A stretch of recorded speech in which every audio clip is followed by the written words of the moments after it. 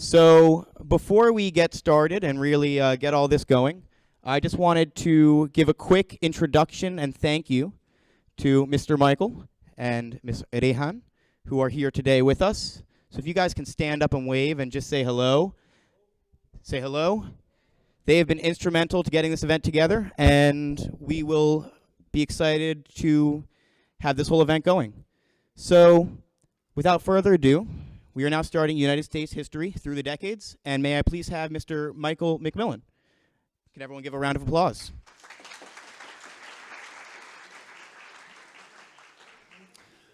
Thank you, everybody. Can you hear me?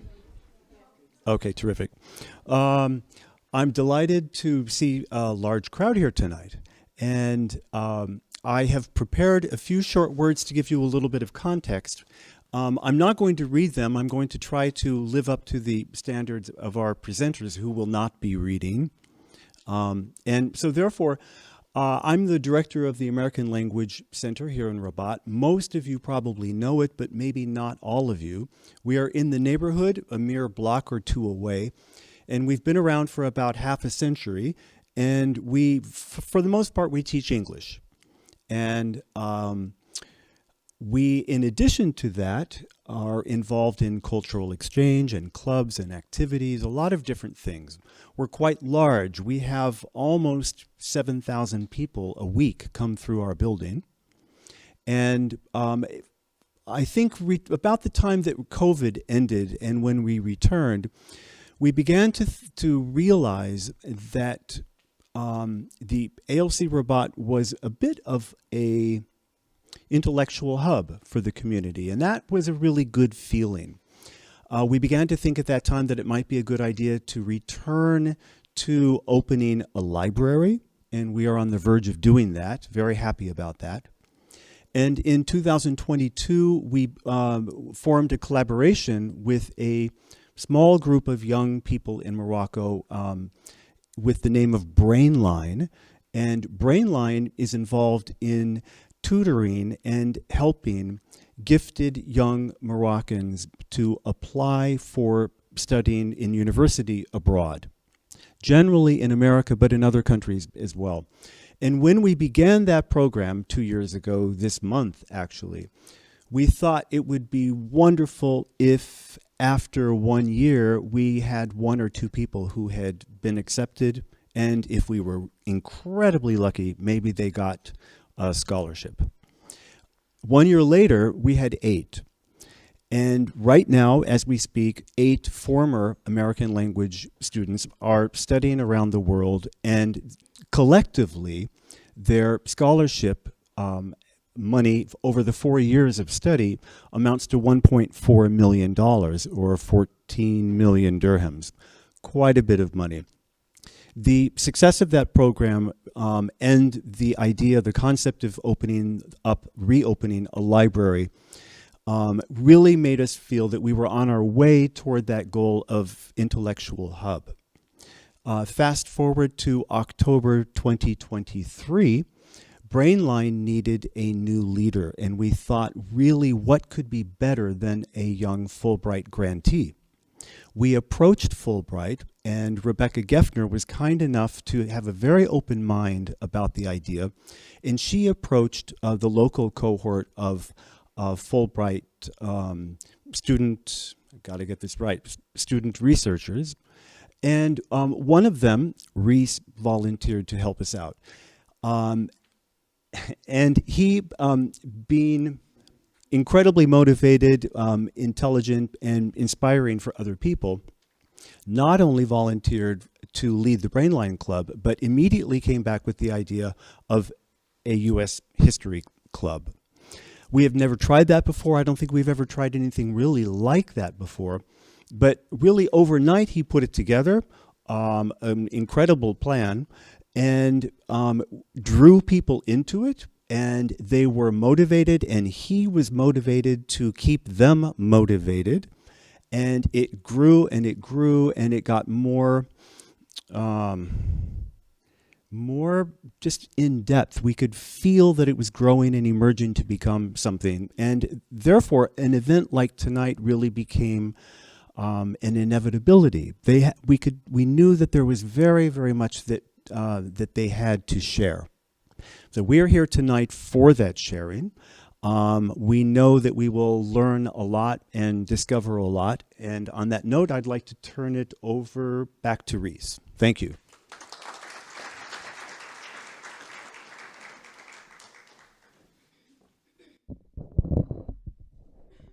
Thank you for the kind words, Mr. McMillan, Director McMillan. So, before we get started tonight and hear some student presentations for some wonderful students, I prepared a little speech about the course that we just ran. So I will be reading, unlike Michael, because I do not hold myself to the same standards as the students. But let's get this started. Dissent is the highest form of patriotism. These are the words of Dr. Howard Zinn, author of the controversial and highly contested A People's History of the United States, 1492 to present. Dr. Howard Zinn wrote A People's History in 1980 and revised it in 2009, a year before his death. Dr. Zinn was a part of the long American socialist tradition, and he argued that, quote, historically, the most terrible things, war, genocide, and slavery, have not resulted from disobedience, but instead have resulted from obedience, end quote. For too long, United States history has been taught in a glorious and non-critical manner. Historians, such as myself and the students here, have been changing this approach. We now seek to understand history from the bottom up. One of the course objectives for modern United States history, 1944 until present, was to have students look at the unique perspectives of groups that in other histories have generally been put at the margins. To introduce myself, my name is Reese William Hollister. I'm originally from Newtown, Pennsylvania, a suburb of Philadelphia, and I love it here in Morocco. However, America is my home. I graduated in 2023 with a bachelor's degree in history and international studies with Arabic minor from Manhattan College, and today I'm a Fulbright student researcher in the Kingdom of Morocco. I've been learning Arabic in Darija, and that's a great joy in my life.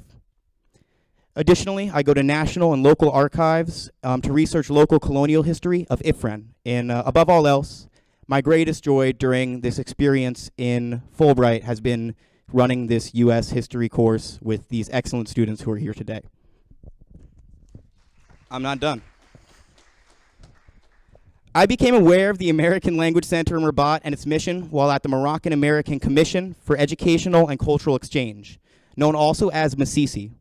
Executive Director Rebecca Geffner and Program Officer Ikram Bukhari recommended that I connected with Mr. Michael McMillan, who just spoke before you.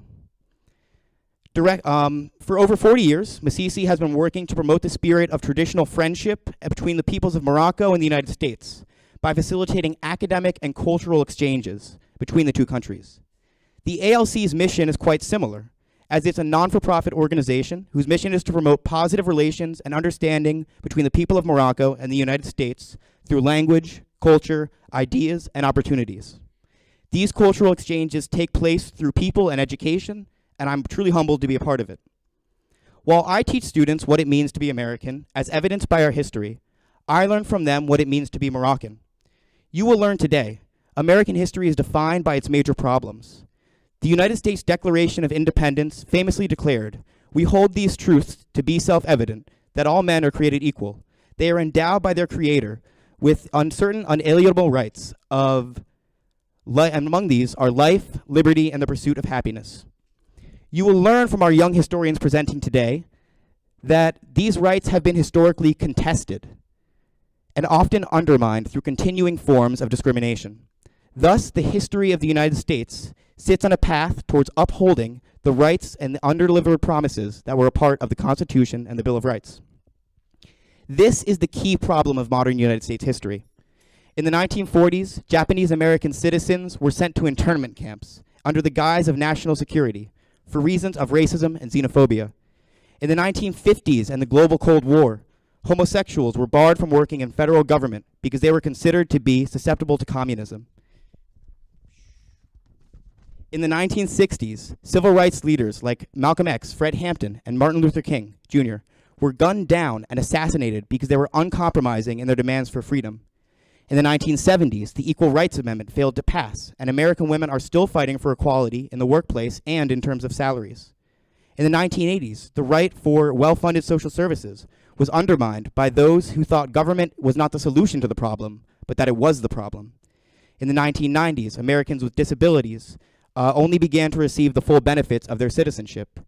And in the 2000s, the right to privacy was undermined by the Patriot Act and the war on terror at home. And in the 2010s and the 2020s, the rights over 11 million undocumented people, immigrants, are still being challenged. The story of United States history is not one of linear progress, but a one of substantial challenges towards unlocking these certain unalienable rights. In this class, we work together to develop a learning community that is both inclusive and respectful. Our diversity may be reflected in differences in age, culture, race, class, religion, sexual orientation, socioeconomic background, ability, and a myriad of other categories. A dedication to inclusiveness in this class requires respecting what others say, their right to say it, and the thoughtful consideration of others' communications. And our students dealt with difficult topics and engaged with emotionally devastating primary sources from the voices of those who were hurt by violence, racism, and discrimination.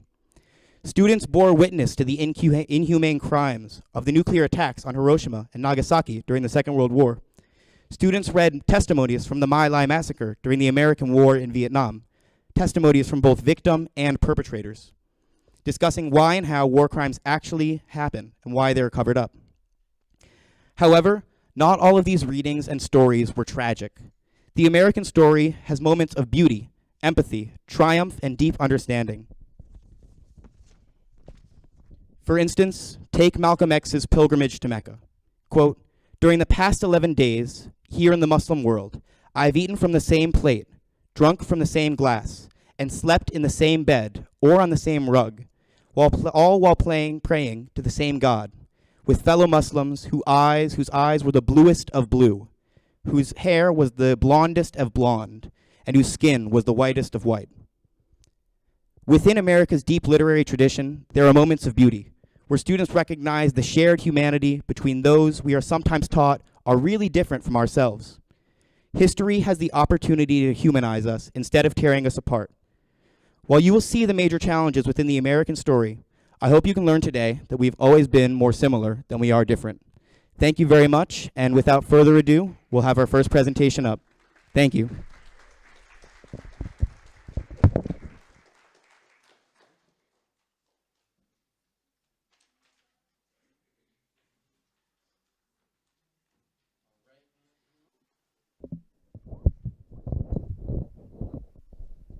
Ladies and gentlemen, I want you to imagine yourselves living your daily normal lives, where you wake up early in the morning, you eat your breakfast together with your family, then the parents go to work, kids go to school, you get tired, you get back home, looking for your comfy beds for a night and the rest. Now, how would you feel if that cozy house of yours taken from you, and you get to live forcibly in the middle of the desert, in a barrack? And I also want you to put yourselves in the situation of the Japanese people in Hiroshima. They too were living their normal lives. Then one day, they perished from existence. And, wait, there's a delay. Where's the laptop? Oh yeah, can you please? Yeah. Okay, it's here. There's a. Oh yeah, I got you. Okay, now I see. So, in today's lesson, we have three main questions. How did the Americans react to the surprise assault on Pearl Harbor? And how was life for the Japanese Americans during the internment? Third question. What makes the stories of the interned Japanese Americans and the Japanese citizens living in Japan similar? So, starting with the cause of war, Pearl Harbor assault, December 7th, 1941.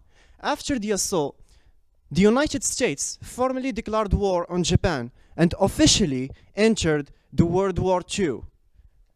Now, I have to mention the executive order number 9066. So this executive order justifies the mass the mass relocation of the Japanese Americans. It authorizes the forced removal of the people deemed a national security threat to the nation. Now, using some pictures, I will try to describe to you how was life going during the internment. As you can see, this is Manzanar, a desert. And behind the barracks, you get to see mountains over there. Now, I want you to know that this happened just few days after the assault. And when I talk about forced removal of people deemed a national security threat, I'm talking about all of the citizens who were associated or accessories of the Japanese people. So, regardless if you are a grandparent or parents, children, grandchildren, your age does not matter as long as you are assisted or your ethnicity is related to Japanese people. You'd be taken there forcibly. And let's ask a question. How about the people who had their taxes? Because they are there, they cannot pay their taxes. And because they cannot pay their taxes, they'd be accumulating. Wait.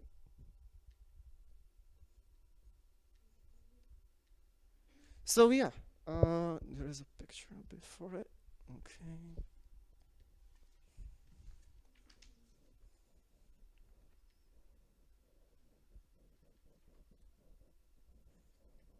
The remote is not remoting. Before. Yeah, after the picture, great. So here we have a nurse. She is a Japanese person, interned, and she was working as a nurse. Yet, let's move to the next picture. Not all of this, what the hell? This remote is not remoting. Okay.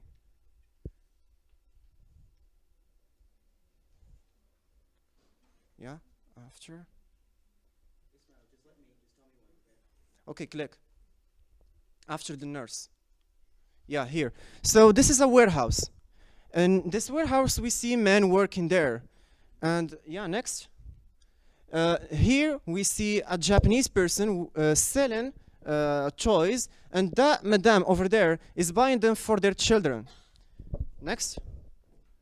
Here, that we have seen, now that we have seen the adult people, they are working and being productive. How about the kids? In this picture, we see girls, and they were playing volleyball in the middle of the desert. Next. In that picture, we see the boys, and they were practicing soccer in the middle of the desert also. And I want you to know that during the internment, there were many activities for these people. Activities, sports, leisures, and etc.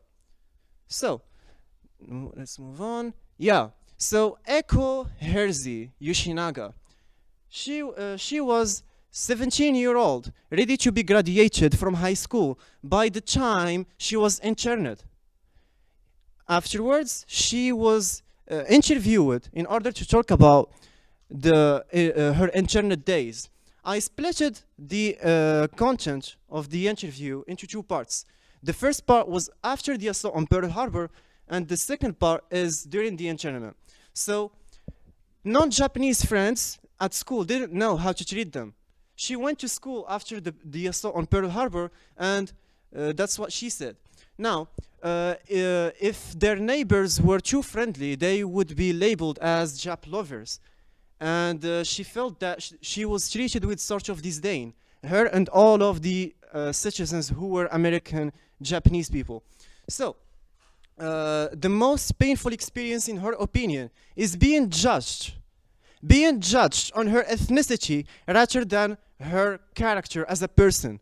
Why? Because these people were looked at aliens, enemy aliens back then. Next. Now, with the second context, regardless of the pictures that I have provided. Maybe you thought that life was not too bad. Sorry to break it down for you, but it was. The living conditions were poor. The barracks were besieged by dust storms every single day. And that makes sense because it was in the middle of the desert anyways. There was a lack of food and water. And who suffered the most from this are the parents having children. They didn't have enough supplies to feed their children. And also, she couldn't believe that people were going to live in a place like that.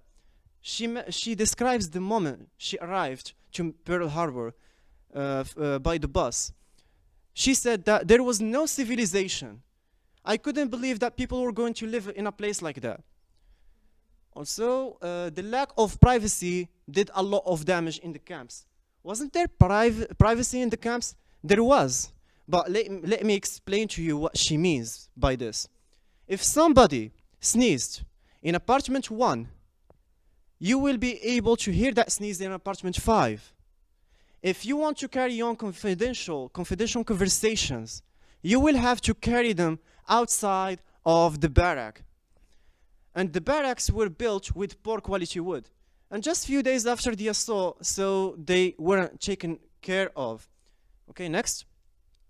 Now, I will leave you with the video talking about Matsushige on the day of the Hiroshima bombing. Yoshito Matsushige's account of the Hiroshima bombing. I had finished breakfast and was getting ready to go out to the newspaper when it happened. There was a flash from the indoor wires as if lightning had struck. I didn't hear any sound. How shall I say? The world around me turned bright white, and I was momentarily blinded as if a magnesium light had lit up in front of my eyes. Immediately after that, the blast came. I was bare from the waist up, and the blast was so intense, it felt like hundreds of needles were stabbing me all at once. The blast grew large holes in the walls on the first and second floor. I could barely see the room because of all the dirt. I pulled my camera and the clothes issued by the military headquarters out from under the mound of the debris, and I got dressed. I thought I would go to either the newspaper or to the headquarters. That was about 40 minutes after the blast. Near the Miyuki Bridge, there was a police box. Most of the victims who had gathered there were junior high school girls from the Hiroshima Girls Business School and the Hiroshima Junior High School No. 1. They had been mobilized to evacuate buildings and were outside when the bomb fell. Having been directly exposed to the heat rays, they were covered with blisters the size of balls on their backs, their faces, their shoulders, and their arms. The blisters were starting to burst open, and their skin hung down like rugs. Some of the children even have burns on the soles of their feet. They'd lost their shoes and run barefoot through the burning fire. When I saw this, I thought I would take a picture, and I picked up my camera. But I couldn't push the shutter because the sight was so pathetic.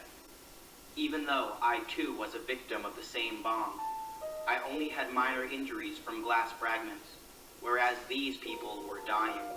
It was such a cruel sight that I couldn't bring myself to press the shutter. Perhaps I hesitated there for about 20 minutes, but I finally summoned up the courage to take one picture. Then I moved 4 or 5 meters forward to take the second picture. Even today, I clearly remember how the viewfinder was clouded over with my tears. I felt that everyone was looking at me and thinking angrily, "He's taking our picture and will bring us no help at all." Still, I had to press the shutter, so I hardened my heart and finally took the second shot. Those people must have thought me duly cold-hearted. Then I saw a burnt streetcar, which had just turned the corner at Kamiya-cho. There were passengers still in the car. I put my foot onto the steps of the car and I looked inside. There were perhaps 15 or 16 people in front of the car. They lay dead on top of one another. Kamiya-cho was very close to the hypocenter, about 200 meters away. The passengers had stripped them of all their clothes. They say that when you are terrified, you tremble and your hair stands on end. And I felt just this tremble when I saw the scene. I stepped down to take a picture, and I put my hand on my camera. But I felt so sorry for these dead and naked people whose photo would be left to posterity that I couldn't take the shot. Also, in those days, we weren't allowed to publish the photographs of corpses in the newspapers. After that, I walked around. I walked through the section of town which had been hit hardest. I walked for close to 3 hours, but I couldn't take even one picture of that central area. There were other cameramen in the Army shipping group and also at the newspaper as well. But the fact that not a single one of them was able to take pictures seems to indicate just how brutal the bombing actually was. I don't pride myself on it, but it's a small consolation that I was able to take at least 5 pictures. During the war, air raids took place practically every night, and after the war began, there were many food shortages. Those of us who experienced all these hardships, we hope that such suffering will never be experienced again by our children and our grandchildren. Not only our children and grandchildren, but all future generations should not have to go through this tragedy. That is why I want young people to listen to our testimonies and to choose the right path, the path that leads to peace.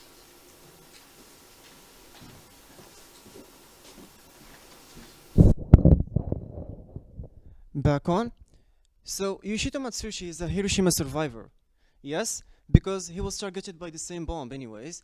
On August 6, 1945, he was 32 years old, and he is known to be the only photographer to capture a first-handed immediate photographic account of the mass destruction of the bomb. Also, his home was 1.7 miles away from ground zero. He miraculously survived, by the way, because that's only 0.2 miles away from assured death. The total destruction covers 1.5 miles. Next. So, did the bomb discriminate between targets? It didn't. Why? Houses were vanished.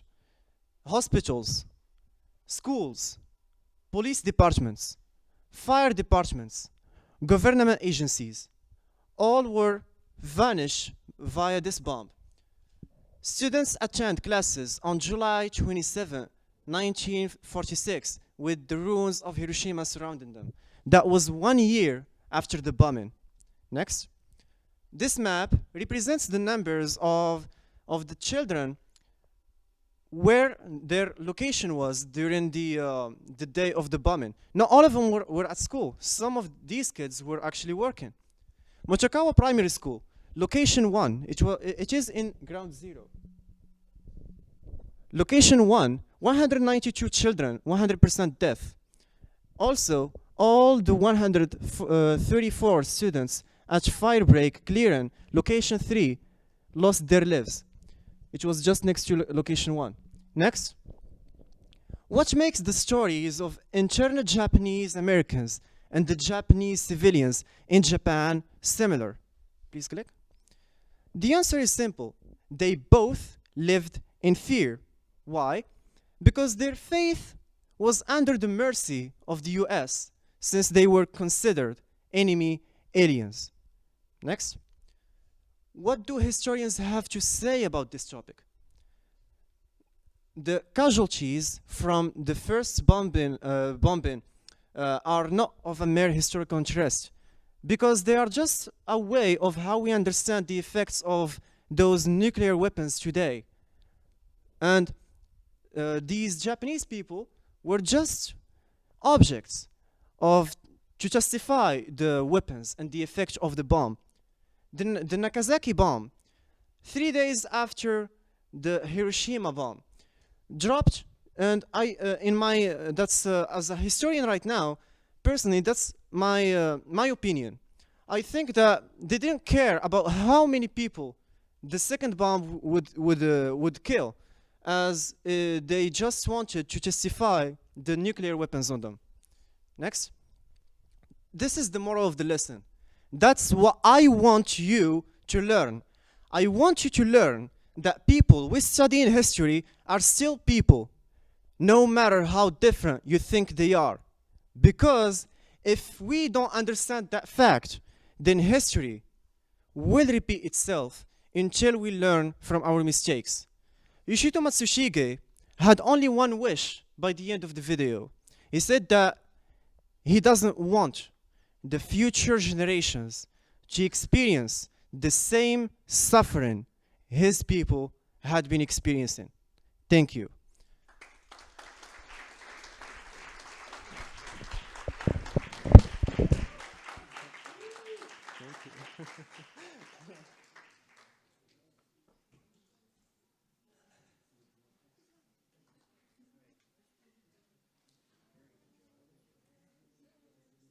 Black Americans have continuously struggled to receive all of the rights that were promised with their citizenship by the United States.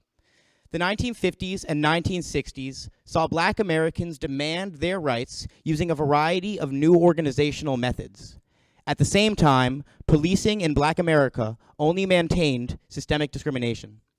Aya Zoubairi and Abdurrahman Fatih will give an overview of police violence in America during the turbulent 1960s, as well as the responses of Black power organizations like the Black Panthers. So whenever they're ready, give them a round of applause.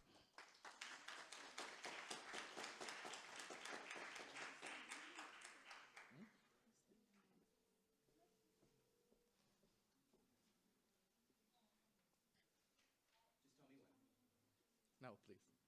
Behind me, ladies and gentlemen, is the noble act of abolishing slavery, done by none other than Abraham Lincoln. A step towards the future. The 13th Amendment of the Land of the Free makes it unconstitutional for any U.S. citizen to be denied their rights.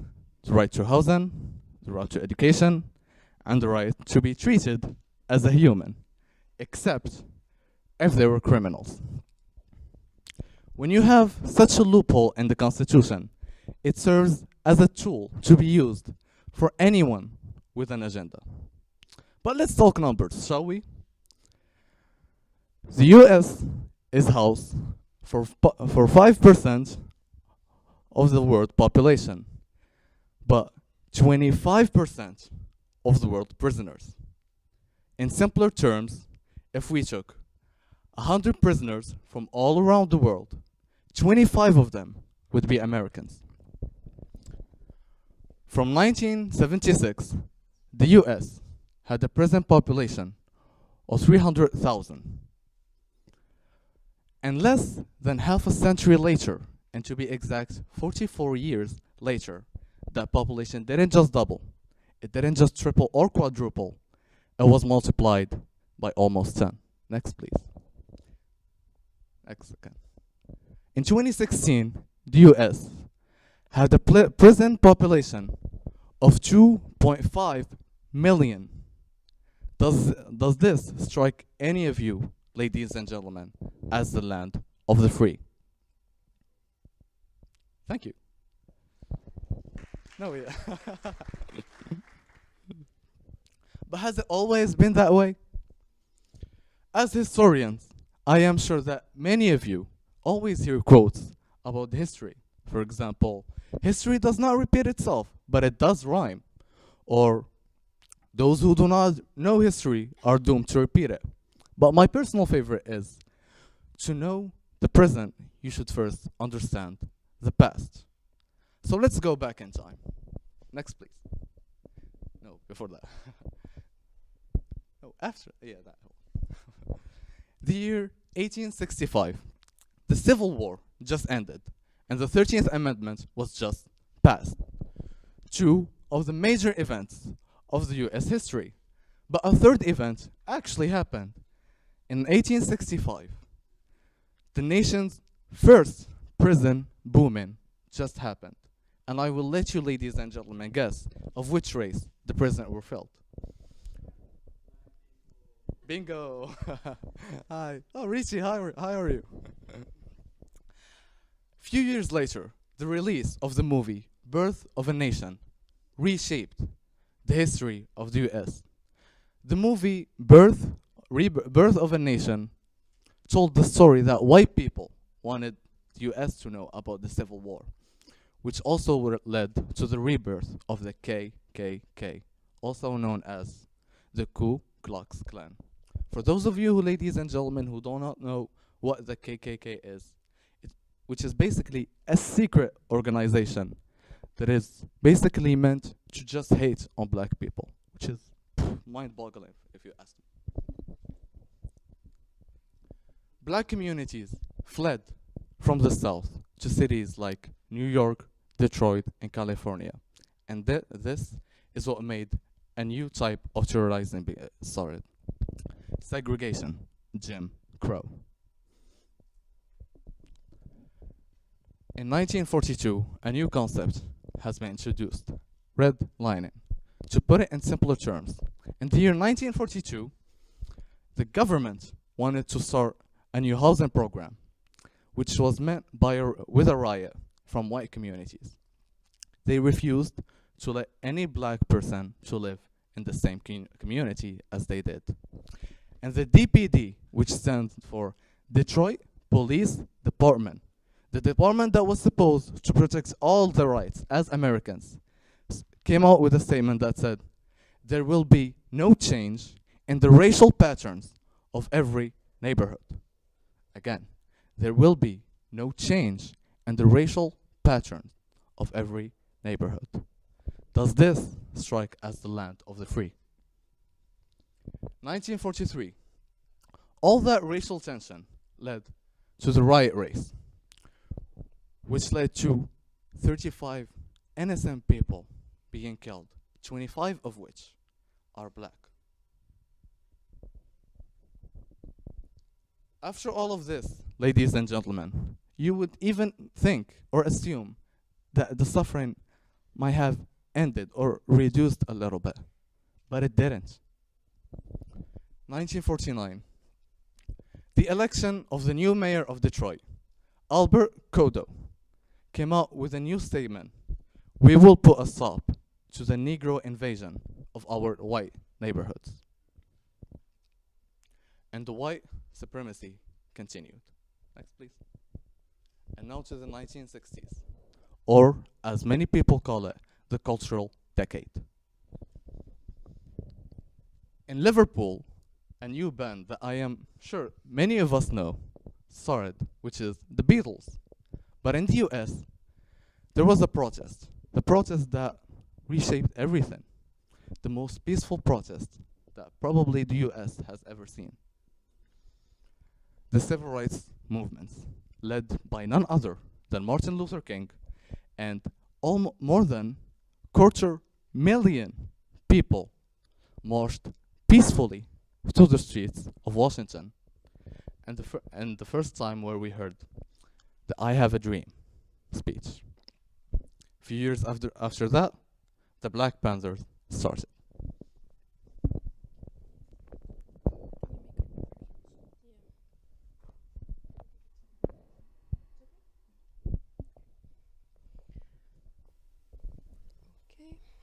Seen back at all the hate and racism black people suffered from, it would only make sense that a movement like the Black Panther Party would exist, right?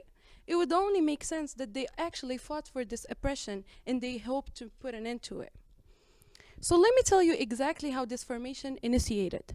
Picture this. It's 1966, Oakland, California, when the co-founders, yes, next slide. The co-founders, Huey Newton and Bobby Seale, come together to form the Black Panther. Why? Because they were tired of such oppression and they wanted to protect their African American neighborhoods.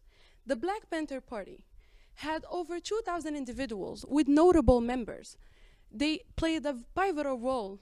They advocated for social and political changes, and they fought for the 10-point programs, which are the right for education and freedom of speech, the right for full employment, for fair trials, and for military exemption. They also fought for the basic needs and autonomy, which raised the question: if they were asking for all these rights, what rights did they actually have? At that time in Cali, it was legal to openly carry guns, and the Black Panther saw it as an opportunity, and they took advantage of it. Not to cause any trouble, but only to ensure that the black folks were treated fairly. They also gave children free breakfast, they run clinic health, and they offered legal aids for their community, which led to them being a source of power, a source of empowerment to their community because it made them feel safe and united. But yet, unfortunately, it didn't go as smoothly as planned because it created tension between the Black Panther Party and the law enforcement authorities, especially after the protest that Abdurrahman talked about. It was a peaceful protest where they openly carried guns just to protest against the new law, which was obviously their right. These actions didn't go really as planned, and they were not in their rights because as soon as they caught the attention of the FBI and the headmaster G. Edward caught the attention of them, they started getting in trouble. They started getting arrested. Yes. Which brings us to the question.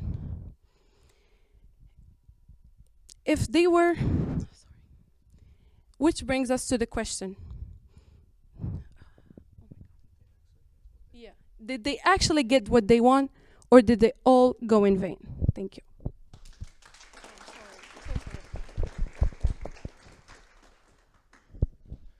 Before we end this, ladies and gentlemen, every presentation that will be presented today would be finished with the main goal or the lesson. But Ayan and I wanted to do it differently. Instead of giving you the actual lesson, we wanted to quote Martin Luther King, the I Have a Dream speech. He said, "I have a dream where my 4 children can live in a nation where their skin color won't matter, but they will be judged by the strength of their character." I am 100% sure that I butchered the speech, but thank you so much.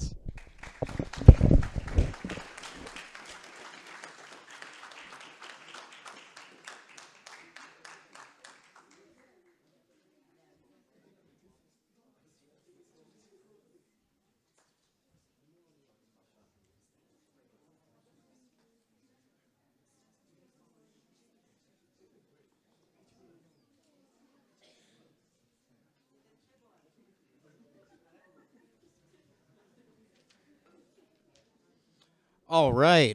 3 presentations down, a few more to go. We're going to have this presentation on the 1970s, and then there will be a little break for juice and beverages, and you can chat with some of our historians about what they just presented. So, next, the 1970s. The American War in Vietnam is known historically as one of the greatest disasters of United States foreign policy. Over 58,000 American soldiers died during this war that grew increasingly unpopular at home. The 1968 massacre in My Lai is merely one story from this forever war. Huda Lakhzami analyzed Huda Lakhzami analyzed primary sources by both victim and perpetrator to help teach us why war crimes occur and how they are covered up. Without further ado, Huda.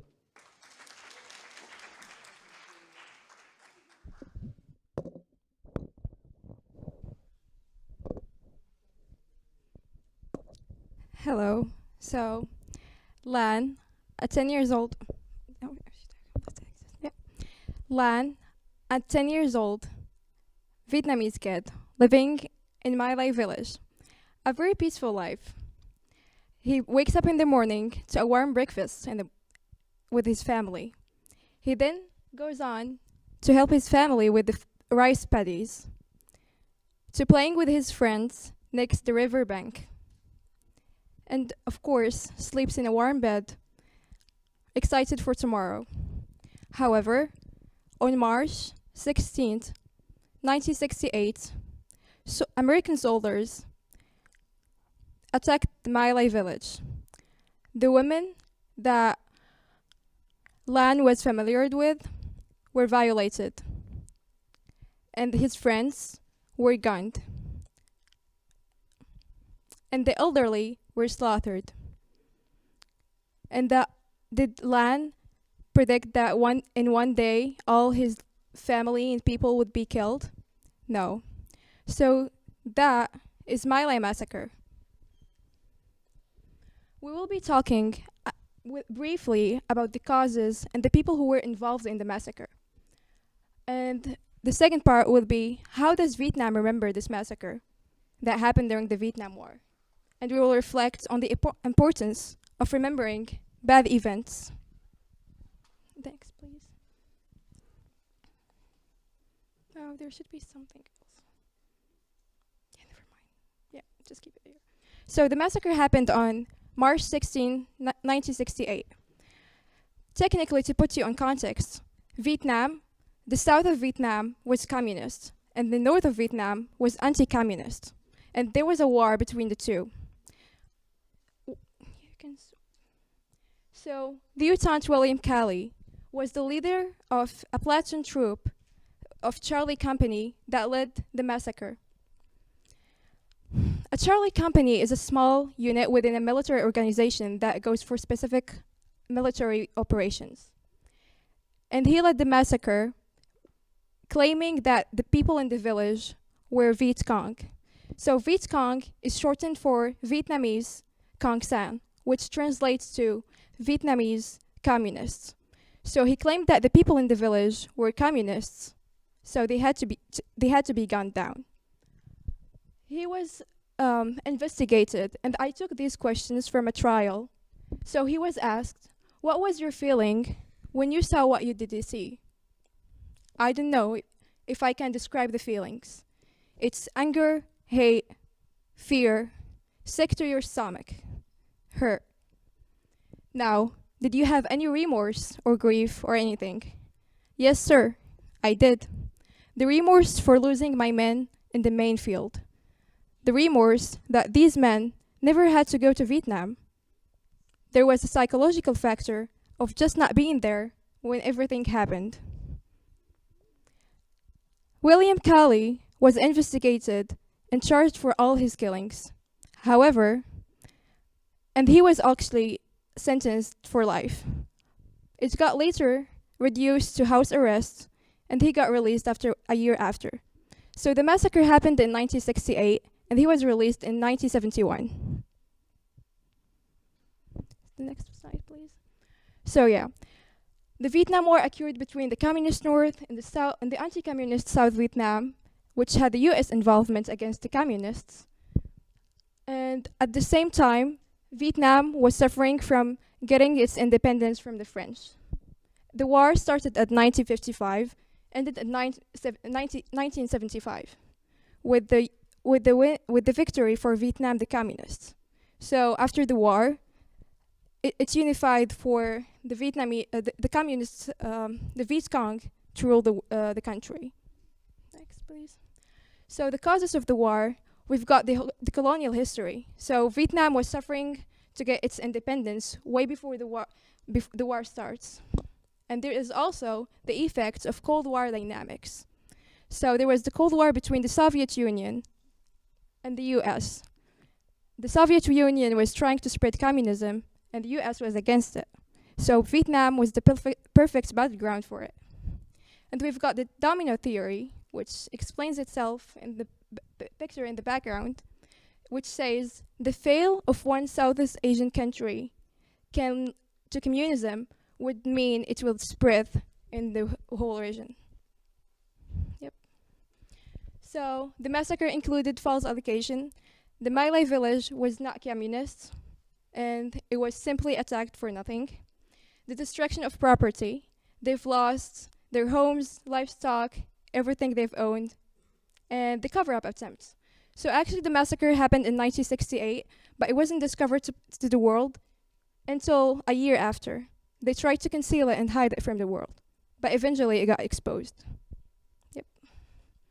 I've got some eyewitness accounts from soldiers that were at the site.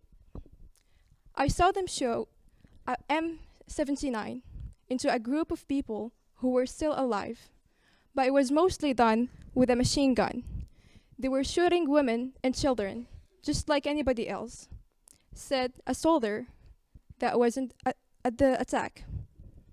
We met no resistance, and I only saw the captured weapons. We had no casualties.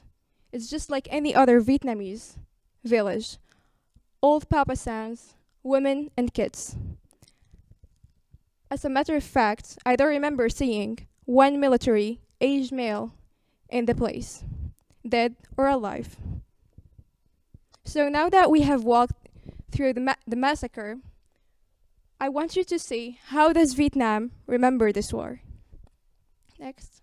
So, remembering war crimes with an introduction to memorialization. Memorialization is a bridge between the past and the present. It provides us a tangible reminder that the events that happened in the past still affect us in the in the present and probably in the future as well. And Vietnam did a great job to make a great memorials from the war. And that's through museums. So I tried to pick two the most famous museums. The first one is My Lai Massacre Museum, which is also named Son Mai Memorial. It's located in the My Lai village where the massacre happened. So it has artifacts and photographs and survivors' testimonies. As we can see, there is a statue of a woman holding her little baby, and then a woman holding her father, probably, trying to resist. Next, please. We have got a memorial of a trench where 170 people were gathered together in the gun. And yep. The last picture is they have a name of everyone that was slaughtered with the ages. So actually, like, it goes from the oldest to the youngest. So like the oldest is 76 years old and the youngest is like 1 year old. And that's in My Lai Museum. The next museum, it's the War Remnants Museums, was formerly named American War Crime Museum, but they changed the name to remain a more neutral tone. It has everything from since the war started to it ended. So it has the weapons they used, the tactics, pictures of everything, and it's very not for everyone. Next picture, please. So yeah, they have their armor collection. Yep. Photographs for what their chemicals that used and how they affected the people. And yep. A model of how they used to torture people who were falsely or even involved with Viet Cong. So we can see that the significance of museum is very important to preserving the history of Vietnam and how they foster their nationalism. These museums focus on their anti-colonial victories, on the traumas of the war, and how the solidarity of the Vietnamese people got them to where they are today. So these narratives create a very strong bond between people from the past to the people who are living now in Vietnam. So now that we have seen how Vietnamese people learn from their museums, how do you think non-Vietnamese people see this war? The best way I could think of is getting some written notes that were left at My Son Memorial front desk. This is the most horrifying story I have ever heard. We will keep telling the story of My Lai so the world can learn. If My Lai were unique, it would be a tragedy. The appalling truth is that it is but one of many such events. And one American wrote, "As the son of a Vietnam vet, I'm ashamed of what took place there." So, the moral of the presentation is, it's good to remember the past. It honors the people who survived it. We tend to avoid talking about the bad events that happened, but sometimes we just need to acknowledge it and take a step to the future. Thank you.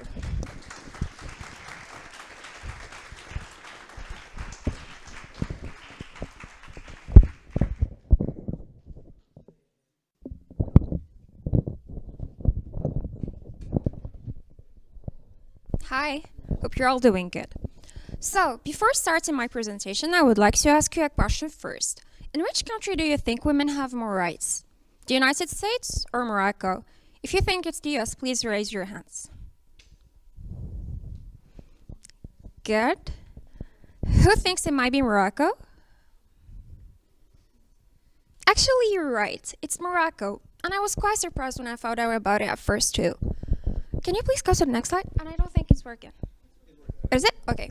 So, because of this problem, American women wanted to implement the 19th Amendment into the American Constitution.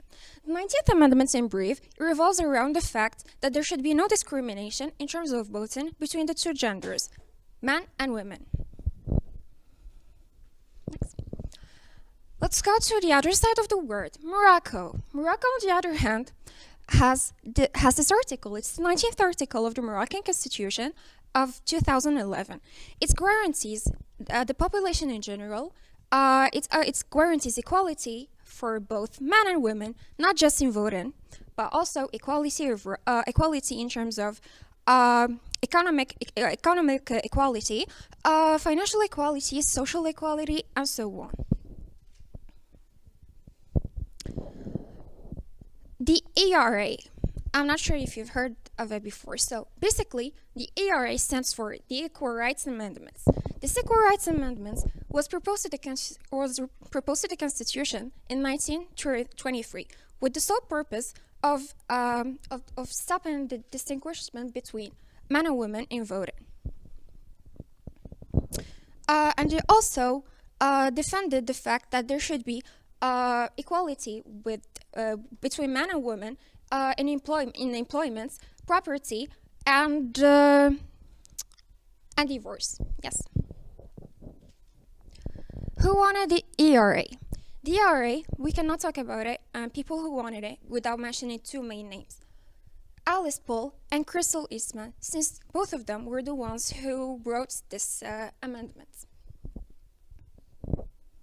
This is a picture of Alice Paul. And who is Alice Paul? So Alice Paul is a feminist, a women's rights activist. She's like the first leader who supported the fact of implementing the 19th Amendment, and she was the one who wrote it, as we've seen with her co-writer. Why wasn't the ERA ratified by its original deadline? So within a year, 30 out of 38 necessary states acted for ratification. The problem was that some conservative activists, mainly Phyllis Schlafly, were doing some great job to stop this ERA movement from spreading. This is a picture of Phyllis Schlafly, and she's one of the most famous conservative activists and anti-feminist women. Who is Alice Schlafly? It might seem odd at first that like two women who are from the same gender and they have like different interests and they have understanding into different backgrounds. So Phyllis Schlafly was against Alice Paul. Alice Schlafly is a conservative activist. On the other hand, she's a commentator, author, and she's a successful person who led the campaign to stop the ERA movement in the US, and that was in the 1970s. Alice Schlafly had a belief. That belief was that women in general has a privilege that men don't have, which is the ability to have kids, look after a family, and raise them. So she was defending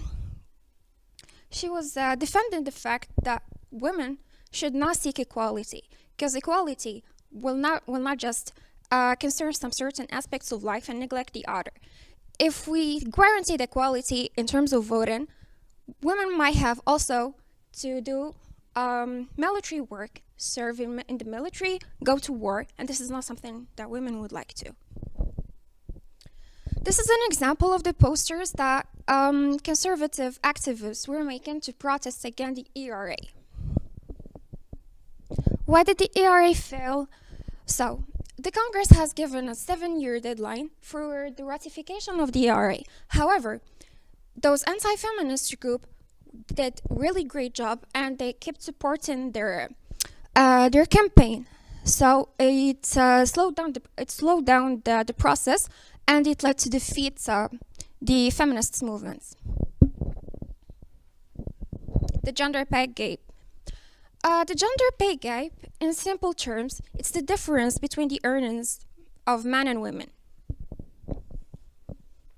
According to statistics, for example, this one, we can notice that In 1982, for each dollar a man earned, a woman would get only 65% of it. In 2002, for each dollar, 80% of it. 2022, 82% of it. So it's true that it has been increasing over time, but yet it has never been equal. So as we can see that 2022 is a recent year and still women are not being paid equally to men. Also, we can notice that from 2002 to 2022, which is a 20-year gap of age, it has only increased by 2%, which is a slow pace. This is my resources list. And thank you so much for your attention.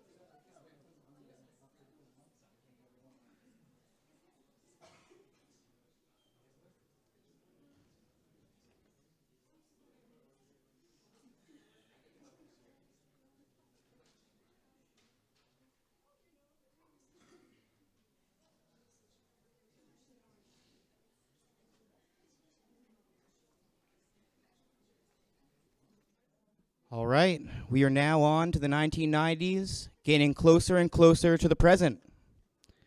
So, the world is growing smaller and smaller every day, and this change was accelerated after the end of the Cold War. The North American Free Trade Agreement, also known as NAFTA, removed trade barriers between Canada, Mexico, and the United States.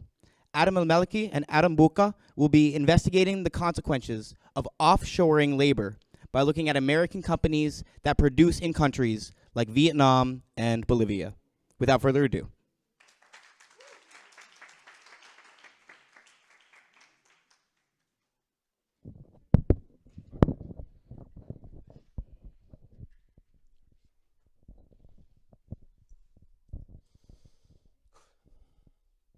Just do it. We all have heard about this slogan, Nike slogan. Nike, formerly known as Blueprint Sport, is a global leader in athletic products. It produces a lot of accessories, a lot of items, a lot of labels in sports. It's a company that is financially affluent, that her income grows up about 6 billion in a year, which means that they have a lot of stores, a lot of factories all around the world that contribute in this income. But let's dig a little bit in these factories. According to All American Organization, we found that we have in USA or States 35 factories in the US, which means 6.4% of its global factory account. And also we have 5,430 workers, which means 0.5% of its workforce in US. I'm bad at math too, but it means that 94.6% of the risk in overseas of its factories and 95% of the workforce overseas. Which push us to question ourselves. How come a US company that brands its product as a national one, yet most of its production sites are located overseas? Well, a question that spikes curiosity, a question with many answers, and that will be, the Triangle Sweatshirt Incident Factory. This very incident is remarkable as it is remembered as one of the, if not the deadliest incident in the U.S.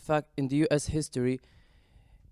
It happened or it occurred on March 25th of the year 1911. Now this incident, it isn't directly correlated to the choice of setting of Nike, but it is remembered as one of the most pivotal moments in the U.S. history as it led to many regulations, one of which would be the Labor Code of Work of New York State. Beside local government and unions have contributed and have conducted monitored conditions in working factories beside placing measurements to avoid fire. So these very conditions and these very changes, will they be relevant to this choice? Probably not. So how come? Now we have a country A and a country B. So let's dive into, for an instance, a mind of a business owner. Now country A have a unified union that backed by the government, beside a huge media coverage, which means a restrictive environment for profit, as you're facing a lot of risks and you're risking, and there is a huge possibility that you could lose your money, as you have to satisfy a certain conditions in order to establish your business. Now country B is a country that is known for its deficient economical system. It means that people there living in a critical condition. So behind the mask of free opportunity for a job, for better than life, you can control your own environment to set your business in the conditions that you control, which means you control the production, thus the profit, with less risks. Now, as a business owner, how would you have the choice to choose between the country A, in which you started your company, and the country B? And that would be thanks to the NFTA Act. This NFTA Act stands for the North American Free Trade Act, established by the 42nd President of the United States, Bill Clinton, in 1993. This very act has led to a lot of changes when it comes to this possibility. It was the key for the globalization that we sustain and we are witness of today. Now, in Bill Clinton's speech, we find that, according to Bill Clinton, NFTA will tear down trade barriers between our three nations. And it did, in fact, as it offered more than 200,000 jobs opportunities per year. As of 2016, there is almost 6 million jobs opportunities. But as in life, nothing is perfect, and there is always imperfection, as it is in business. And so this NFTA Act has been criticized a lot, and one of which we found according to Scott, NFTA and other trade deals are designed to create separate global set of rules. How so? By protecting foreign investors, to encourage foreign investments, and enhancing and promoting outsourcing products. Now that we understood the choice of setting, we have to dig deep down on these countries that are affected by these opportunities, or so-called, and one of which we would find the Nike shoe plant in Vietnam. Now, Vietnam, as we should know, in 1975, just got out of a war. And if we know anything about a country after war, is that it suffers from a crippled economy that is exploited by foreign investments as measurements, or as promoting the opportunity and the better life conditions.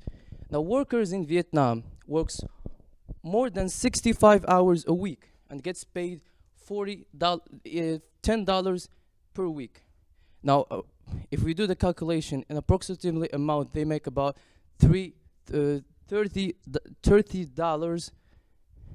and the pair of shoe of Nike itself costs $130, which is crazy, because you literally are the pillar of a company that produces a shoe that is sold with $130, yet you don't even make half of that. The biggest problem is the working conditions. How so? Now, toluene is a carcinogen. It's a toxic gas, and it has been a lot of studies that show that in Vietnamese factories, the regulated percentage that should be existent in this very condition will be about 6 or 177 times that is actually existent in these factories. And it showed that this very gas can affect the respiratory and the nervous system beside the liver. And there has been studies that showed almost 77% of these workers that suffered from respiratory problems itself. We have a video that's going to demonstrate or give a quick overview about the conditions or the working conditions in Vietnam.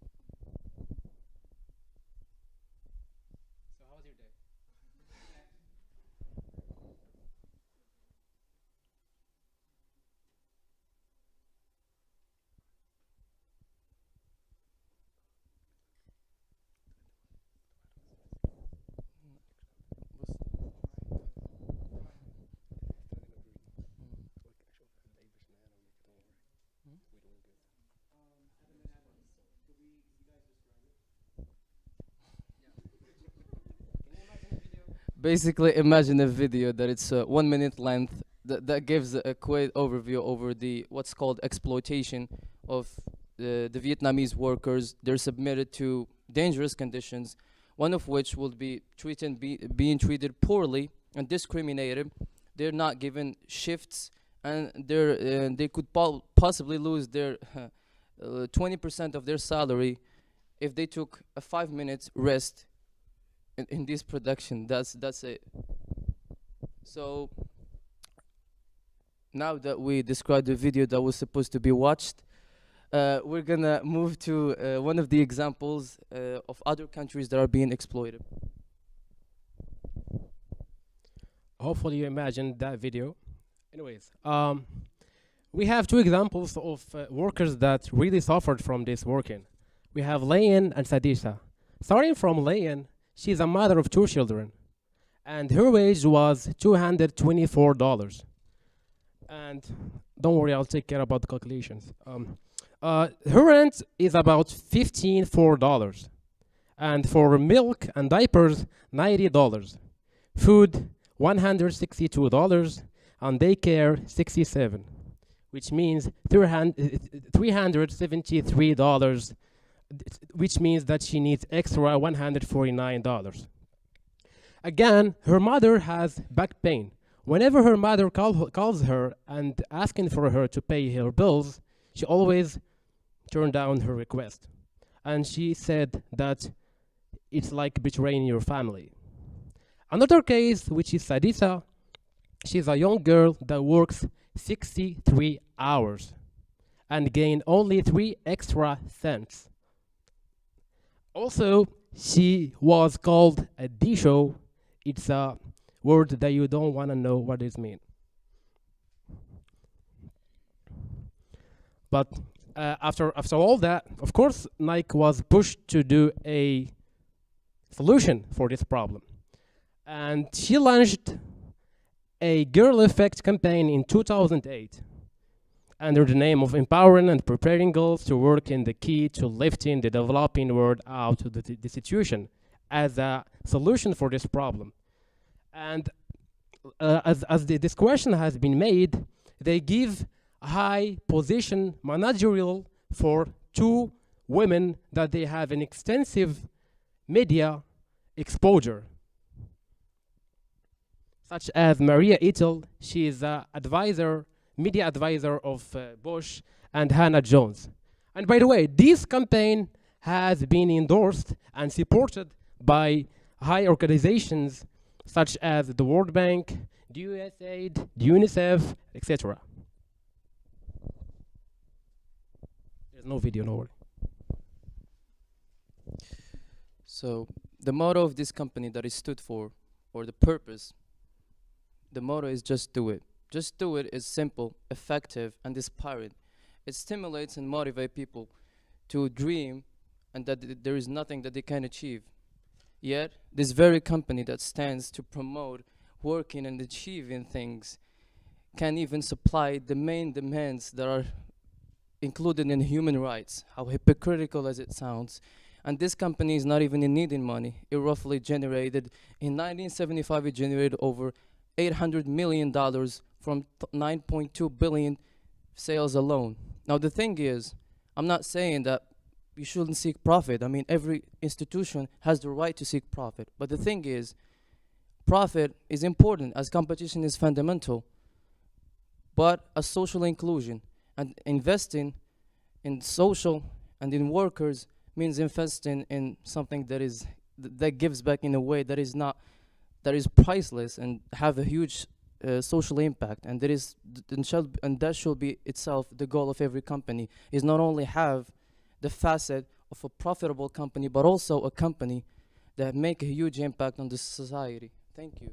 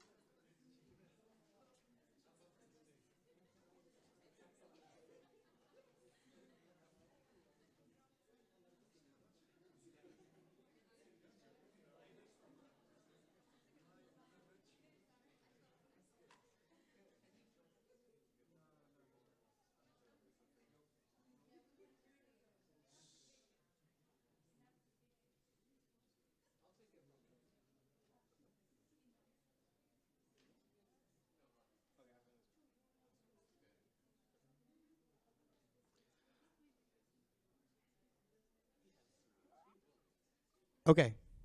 So we are at our last decade for the student presenters today. We are ending with the 2000s before we have an excellent special guest presentation by Dr. Karim Bejjit all the way from Tetuan. But before that, let's talk about the 2000s. The terrorist attacks on September 11th, 2001 not only altered New York City's skyline forever, but it also decimated the sense of security within the United States. Insecurity sometimes led to hate that was directed against Muslim and Arab Americans. Nevertheless, 97% of Muslim Americans agree that they are proud to be Muslim, while 92% agree that they are proud to be American, according to the Pew Research Center. In this presentation, Yasmin Zoubairi looks into the modern experience of Muslim Americans. Without further ado.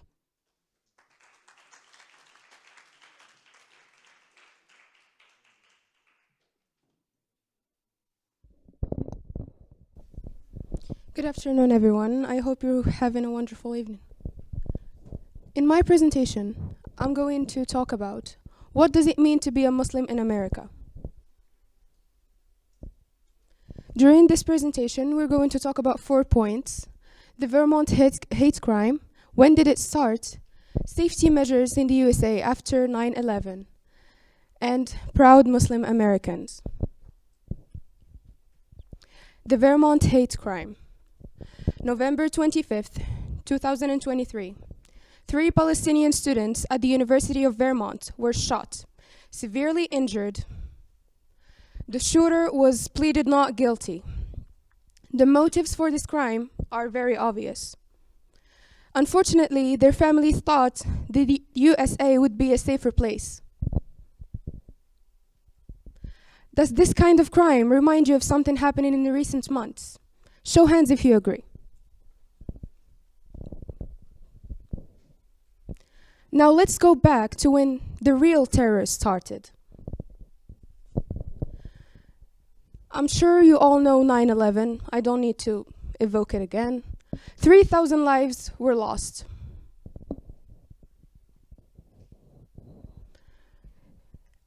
I'm going to talk about Ali.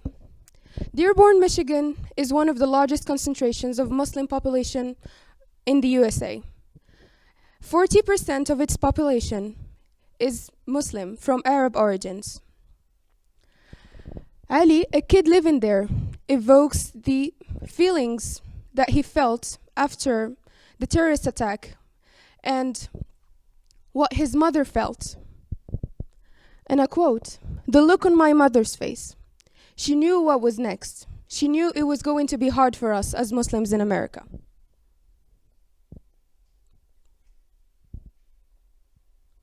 Unfortunately, The hate crimes against Muslims in the USA escalated rapidly.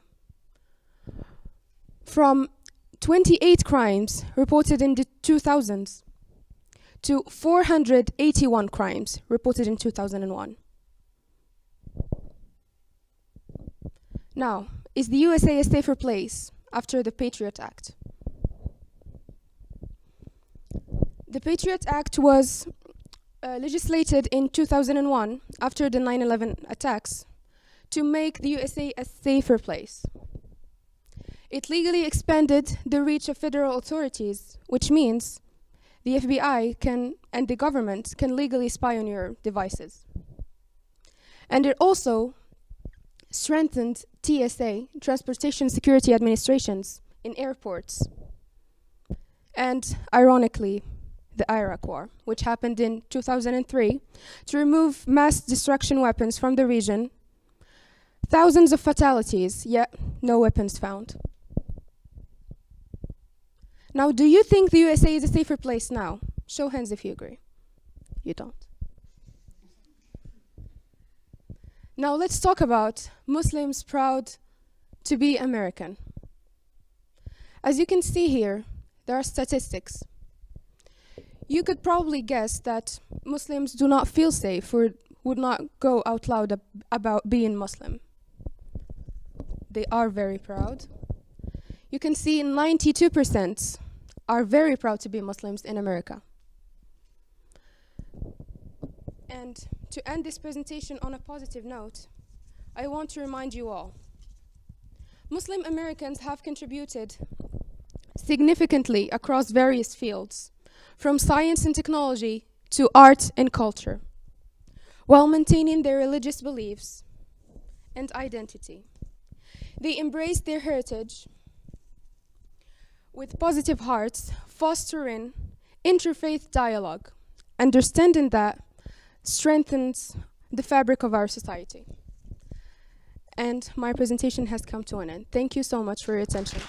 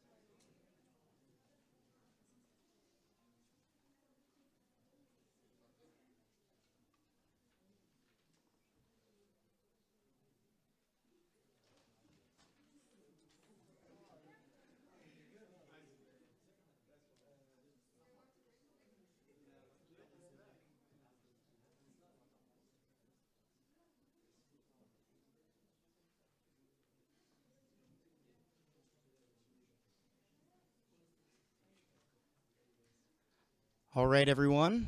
We are introducing our special guest for the evening, our keynote speaker. Can everyone give a round of applause for Dr. Karim Bejjit?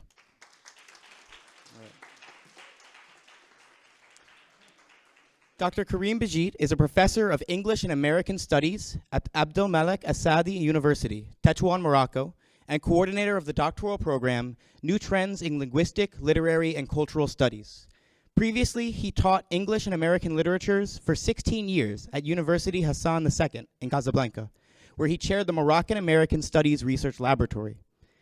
He earned a postdoc Fulbright Visiting Scholar grant twice in 2022 and in 2011, and a research fellowship from the Netherlands Institute of Advanced Study in the summer of 2007. He was a visiting lecturer at several colleges and universities in Georgia, United States, during February to March 2009.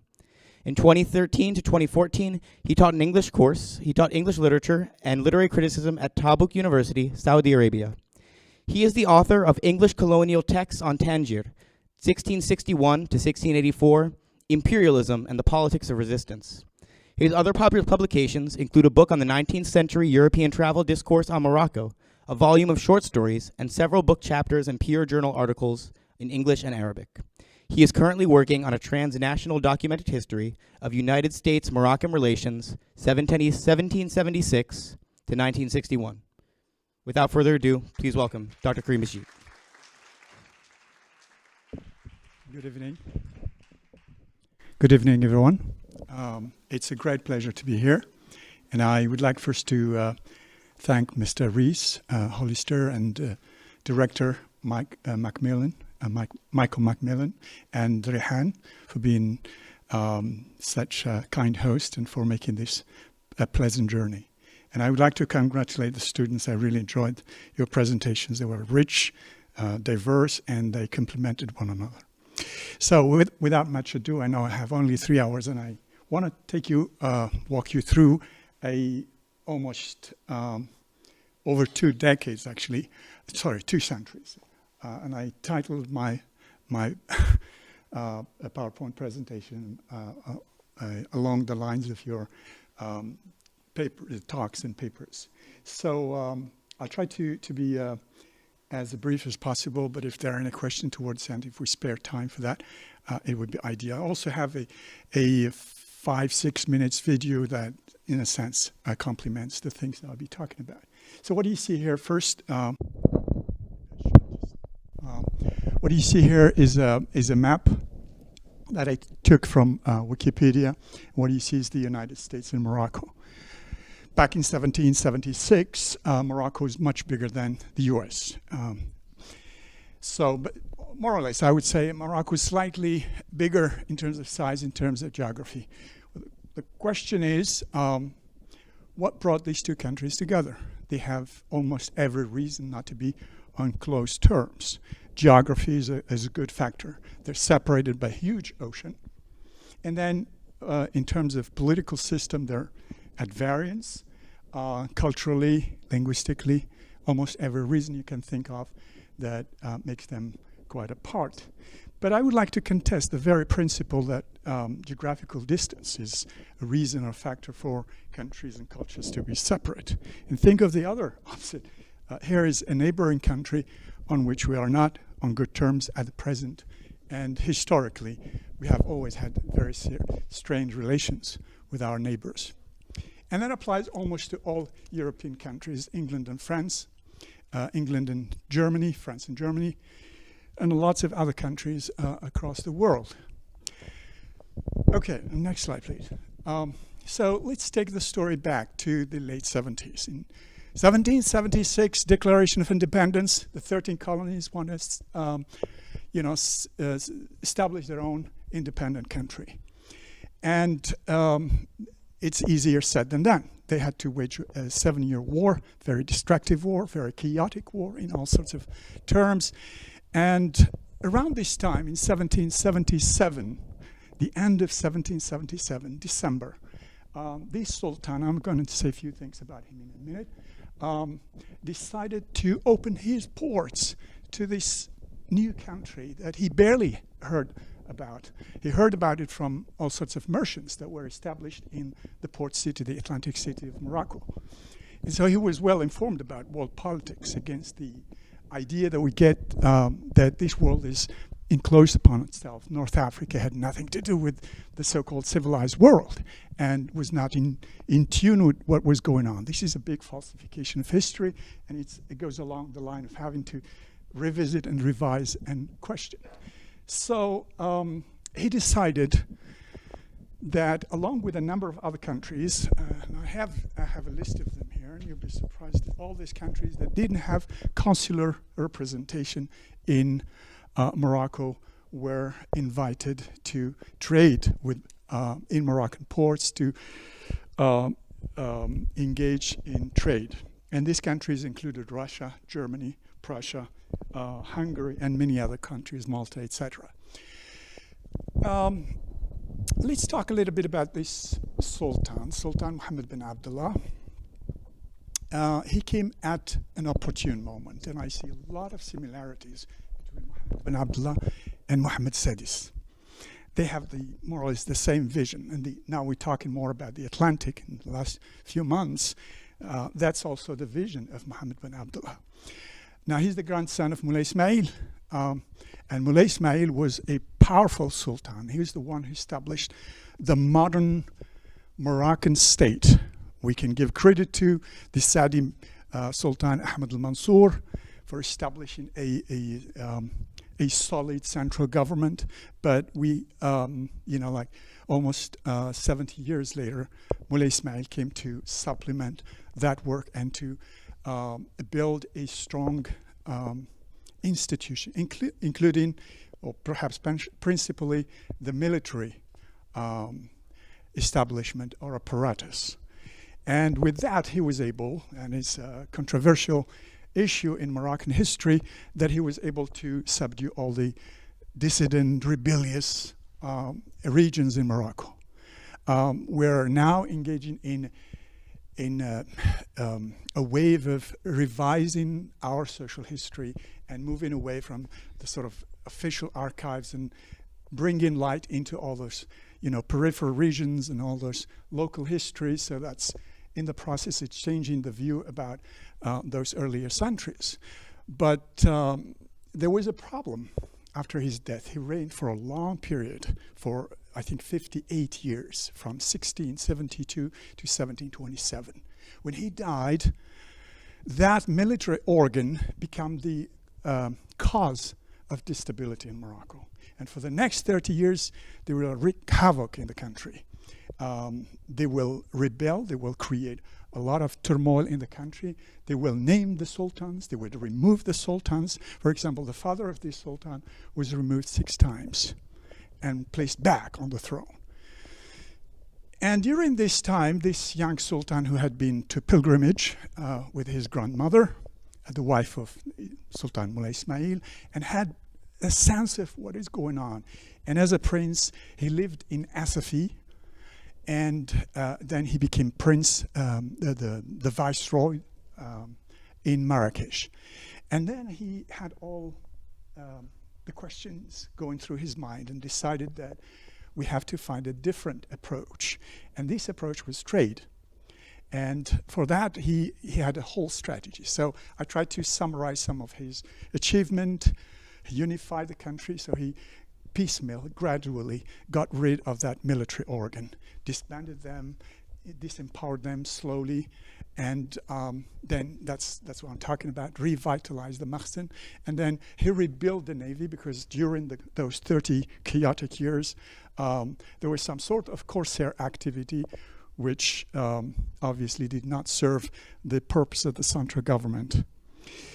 And then he established diplomatic relations with a number of countries. If you move to the next slide, what you see here is the feat, the main achievement of Sultan Mohammed bin Abdullah, the city of Mogador, or city of Essaouira, which he built almost from scratch. There was a city, there was a town there, but he built a modern city by the standards of the late 18th century. And then he invited all merchants to come from Agadir, from all sorts of towns and cities, to come and establish their bases, their factories, their houses in the city of Essaouira. So in very few years, the city of Essaouira became very prosperous city. And for that, he did a lot of incentives and signed the treaty that I mentioned. And it is around this time, so the treaties that he signed in a very short period of time. I'm taking too long here, but it's just the basis of what comes after. 1760 with Britain, 1763 with Sweden, with Venice and France in 1765. And you could think of 1777 when he invited these new nations that were not represented in his country to come and establish formal relations.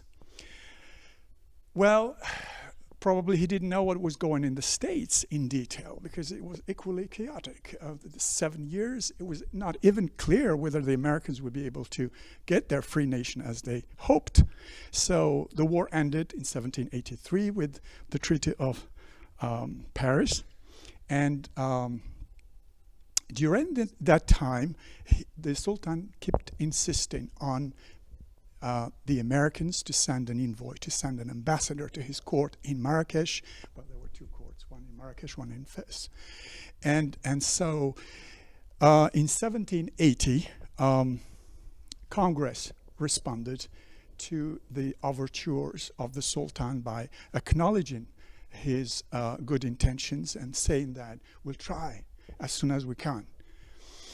Well, 1784, the Sultan seemed to be a little bit angry, and he ordered Moroccan corsairs to attack American vessels. Going through the Mediterranean without treaty, you are somehow like legal target. But in 1786, now if we can move on to the next slide, in 1786, well, towards the end of 1785, this man, Thomas Barclay, who was an American consul in Paris, remember, the treaty now is signed with the French, with the British. The American ambassadors, they were called ministers, Thomas Jefferson in Paris and John Adams, both of them would become presidents of the United States, decided to send this man, Thomas Barclay. And this is actually the cover of a book written by Priscilla Roberts, who was a librarian in the American Legation. She did an excellent job at the American Legation several years ago. And she wrote this excellent book based on all sorts of archive in the Netherlands where this man was based. And it's a good chapter on his trip to Morocco and how he experienced Morocco and how he led the negotiations to the Treaty of June 1786. It's a treaty that is considered the oldest unbroken treaty signed between the United States and a foreign country. Extraordinary. Well, there were treaties before, the one with France and one with Britain, but they were broken afterwards. This one remained in power until 1756. That's why it's considered to be a solid token of these lasting relationships between the US and Morocco. And it has 25 articles. We look at some of them. This is the document signed by John Adams, the last part of the treaty signed by John Adams in London and Thomas Jefferson in Paris. It was ratified a year afterwards in the US, ratified by Congress. Okay, next slide, please. So some of the articles I would like to look at, and I may be taking too long because I have a lot to say on the next phases. They are equally important and interesting. So this is Article 10. It's very important. It says that if any vessel or ship shall have an engagement with a vessel belonging to another country within the forts of Moroccan port, the vessel so engaged shall be defended and protected as much as possible until she's in safety. So, for example, the British, imagine the British are still in war against Americans, and there's a British warship in Mogador. The Sultan will not allow the British ship to, attack within the bay or outside. So 24 hours, I think. And the next thing, that's what I wanted to show you this. We're happy that Donald Trump in December, before he left office, recognized the sovereignty of Morocco over the southern provinces. But actually, and some historians have also argued this way. If you look at this article, you could see here that if any American vessel shall be cast on shore, shipwrecked, that is, the coast of Wednoun or any coast thereabout, we are responsible for protecting and assisting the said ship and the said sailors.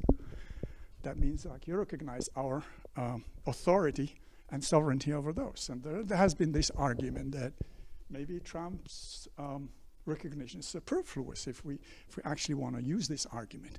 Anyway, there are two more articles that I just want to show you, but the whole treaty is available online if you want to see it. It is a very liberal treaty because it almost accorded everything that Barclay wanted. And The idea was to encourage the American to come and trade in Morocco along with the other countries. Next slide, please. Yeah, so these are two more important, perhaps some of the four most important articles in the whole treaty. So giving guarantee to American citizens or American subjects, they were called, in Morocco, and giving the consul, the American consul, the authority to protect them and take care of their business. The next slide, please. Okay, so this is the letter signed by the Sultan to the not to the president, because that's a mistake that we see in some of the books or the articles that are written about U.S.-Moroccan relations. This was addressed to the President of Congress, not to the President of the United States, because the President of the United States took power in 1789. You know, for the next 6 years, the Americans didn't have a president. Okay, from independence, formal independence, the Treaty of Paris, until 1789, there was no elected president. Congress took care of the business, and the president of the Congress, or Congress, was, in a sense, a virtual president. So this was addressed from the Sultan Mohammed bin Abdullah to the president of U.S. Congress. And much later, when, and there is a sad story to say here, when George Washington took office, he sent this letter. It's a very famous letter, and you find it all in all sorts of places in social media. I don't know if you can expand this. Can you see this here? No. Can we expand that a little bit? If we can. If not, I can read it. If not, I can read it for you. I am interested in the last part here. Okay. Yes, so, okay. Excellent, thank you. The encouragement which your majesty has been pleased generously to give to our commerce with your dominions, the punctuality with which you have caused the treaty with us to be observed, and the just and generous measures taken in the case of Captain Proctor, forget about Park, make a deep impression on the United States and confirm the respect and attachment to your imperial majesty. If you read the opening, that's not the situation, it's not the case. And he was complaining about Barbary states, Algiers and Tripoli. And the United States will engage in war with Tripoli from 1801 to 1805, and then with Algiers, before it became Algeria, in 1816. Now, the sad part of it is that this letter never reached the Sultan. The Sultan died a few months later, and there is nothing in the records that says we received this letter. So that's the sad thing, that he did everything to help the states to become partners, but he never get an official recognition of that from the President of the U.S. Next slide, please. Now we'll zip forward to 1821. 1821, this is Sultan Moulay Slimane, the son of Sultan Mohammed bin Abdullah. And this is a fragment from a letter by Consul John Maloney. Now let's talk a little bit about consuls. The first one, Barclay, actually he was Irish, and when I met the Irish ambassador, when I talked about Thomas Barclay, American consul, he said, he is Irish. And I said, no, he's in a capacity, in official capacity, he was American. But obviously there were a lot of consuls that have different nationalities other than American. But Barclay was American when he was sent. And so the next consul, James Simpson, was Scottish. And he remained Scottish all along. He was in Gibraltar, and then he took office. He became a consul in Tangier. He died, and then he was succeeded by an American, John Maloney. And so John Maloney arrived in Tangier, and they were, according to the norms and rituals, the governor of Tangier was instructed to help and assist the new consul in all sorts of possible ways. Then he did something else. This is a part of the letter. I don't have to read it, but the substance of it is that today the Sultan Moulay Ismail arrived in Tangier. He had his own domestic problems facing dissent again.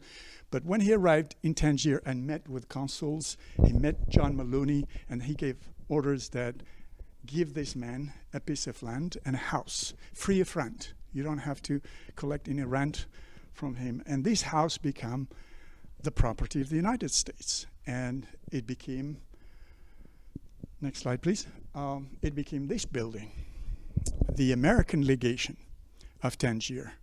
Now the American Legation is actually two houses that are brought together, one on one side of the street and the other on the other side. But the main one was the ground where numerous consuls worked and served. And so this has become the official American consulate in Morocco for a long period of time, until 1756. Well, let's say in the 40s, under French occupation, they had other places like in Rabat here, they had offices here, but this was the main office, the main diplomatic building. Then, much later, after independence, the American embassy was established in Rabat, and this ceased to have any official character, and later on it turned into an institute. Now it's a research institute and a museum. Have you been to the American Legation? Raise your hands. Okay, it's an excellent place, and there you have a library, a specialized library in the Maghreb region. If you're looking for books on the 19th century, 18th century, archival documents, you find them here. Okay, they celebrated 2 centuries like a couple of years ago. Next slide, please. All right, we move on. It's around the same time, talking about US-Moroccan relations, and you're probably familiar with the Monroe Doctrine. The Monroe Doctrine, associated with President Monroe, it states that America will have no patience for European governments, monarchies, to interfere in the revolutions taking place in Latin America or across Southern America. Because you could see here republicanism versus monarchism. They wanted this part of America, this Western Hemisphere, to be the backyard of America, in a sense. It's also a statement of power. On the other hand, they are willing to cease interfering in European domestic affairs, European wars. There was nothing to be gained from all those wars between different European states. And that applied to their ambitious colonial designs. So as we'll see in the case of Morocco, gradually throughout the 19th century, there was aggressions against Moroccans and North Africans in general. Americans just watched. And through their correspondence, consuls were obviously criticizing what they saw. Writing to the Department of State, they were not happy, and I had the chance to go through some of those archives, and actually since 2001 they have been put online. All of these consular dispatches now you can access online. National Archives have made that possible. Okay, so this is just a letter. It's difficult to read, but the substance of which is the president writing back to Sultan Abdurrahman, another sultan, the nephew of Moulay Suleiman, saying that we cannot interfere in your problems or conflict with France. Okay, so that's the standard policy of the United States in Europe and in Africa. Next slide. So there are 2 major events, catastrophic events, the Battle of Isly and the Battle of Tétouan. Well, let's say aggression, because the battle means like the 2 equal entities fighting and one loses and one wins, but that's not the case. The French attacked Morocco because they were tired of Moroccan support of our friends, Algerian, the Emir Abdelkader, if you've heard of Emir Abdelkader, who was waging a war of resistance. So he came to hide and sometimes seek support, but very often that entailed, some sort of consequence. And the worst was in 1844 when the French defeated the Moroccan army. It was a catastrophic defeat. And actually, it was a benchmark. It was a watershed. That's the beginning of the end of sovereign imperial Morocco. And then 15 years later, my city where I grew up, I was born elsewhere, but somehow I feel I'm connected to all sorts of places. I spent 16 years in Casablanca, so I feel much at home in Casablanca as elsewhere. But Tétouan was invaded, literally. Spanish troops invaded the entire city of Tétouan, and they stayed there for over 9 months. And they controlled life. It's, like modern army facing civilians. And so they were convinced to withdraw by the British, but with a high cost to the Moroccan treasury. So we had to pay debt for the next 25 years, paying the Spanish for something that obviously is quite trivial, frictions on the borders leading to invasion. Next slide, please. Now, the Americans watched, and we can understand a lot. Now, I can see this to historians, future historians.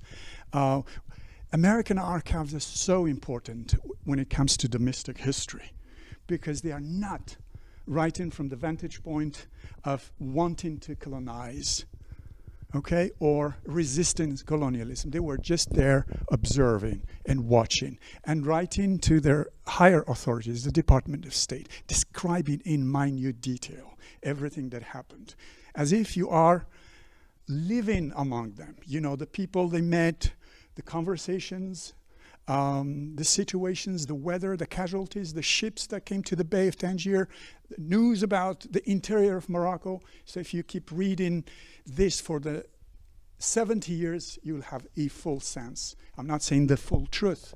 The truth is always impossible to retrieve. But anyway, so I was talking about Americans, non-interference, Monroe Doctrine, but they were involved somehow in a couple of things. One was back to the 1820s when they become part of a health council established by Moulay Slimane? No, Moulay Abdelrahman in the 1820s. And then much later, and that's very important, have you been to this place? Again, Cap Spartel. It's a nice place. There's a nice restaurant. Now you can go there, have some pizza, spend the whole day. But Cape Spartel has a wonderful history, and I wrote about it in my blog. I used to have a blog. I ceased to write. It's over a decade, I think, since I dropped the line. But I was interested in Moroccan history, cultural history, and I was interested in this. I did some search and tried to concentrate all that information on the Cap Spartel. But again, the tons of archival documents and how it came about, the idea. And believe it or not, the first man to suggest it was an American, was the guy, Maloney, if I remember, the one who was given the house. He was the one to say, the strait is very perilous space and there are a lot of shipwreck, and so we better do, erect a lighthouse. But nobody paid attention, and much later, some 10 countries, European countries, and the United States, 9 European countries and the United States, and Morocco decided to give it a go. And they built this, and it started operating in 1865. And there is an agreement, to an official agreement, which, if you look at the old pictures on Google, you find a lot of old pictures in travel book in the 19th century of this place. So there were like 4 soldiers, Moroccan soldiers, guarding it. But for the payment, for the maintenance of the lighthouse, all of the 10 countries, the 9 European in the United States, paid something like $280 a year annually. So they had to pay it for the maintenance and the payment of the soldiers and al-Qaid. There was a Qaid also supervising the security. Next slide, please. Now we move into 1904. I'm jumping, trying to get as close to the present as possible. Theodore Roosevelt, right? Not Franklin Roosevelt. This is an earlier, I think, an acquaintance of Franklin D. Roosevelt. This is Ahmed Raisuni or Raisuli, and this is Ayan Perdicaris. It's a long story. I don't think I have time to tell you about the details, but this man here kidnapped this man here, and this man here got so angry and threatened to invade Morocco. And it was part of an electoral campaign, as usual. It's business. So he was in the middle of his re-election when he got news of 1 May 1904, barely 1 month after the signing of the ominous treaty, the Entente Cordiale between the French and the British, just 1 month, whereby the British says, okay, we're no longer going to defend Morocco. Go ahead, do whatever you want to do with Morocco. And same thing for Egypt. The French, again, relinquished all sorts of resistance to British imperial designs in Egypt. I was two counting states, as usual, collaborating.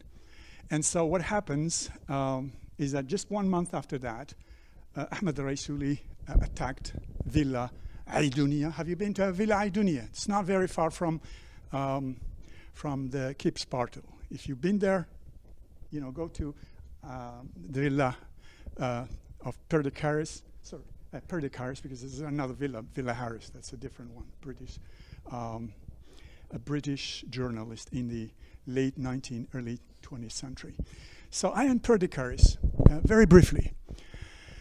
Fascinating figures, I know, but this is the son of a Greek citizen who immigrated to America and married an American woman from the southern states before the Civil War. Now, when the Civil War came, you know, there were divided feelings, pro-North, pro-South. So they decided that this young man, Ayan Perdicaris, should leave, because he was likely to enlist in one army or the other. And so he didn't want to join any of the parties, the warring parties. So he immigrated to Europe. He went to England and wooed some physicist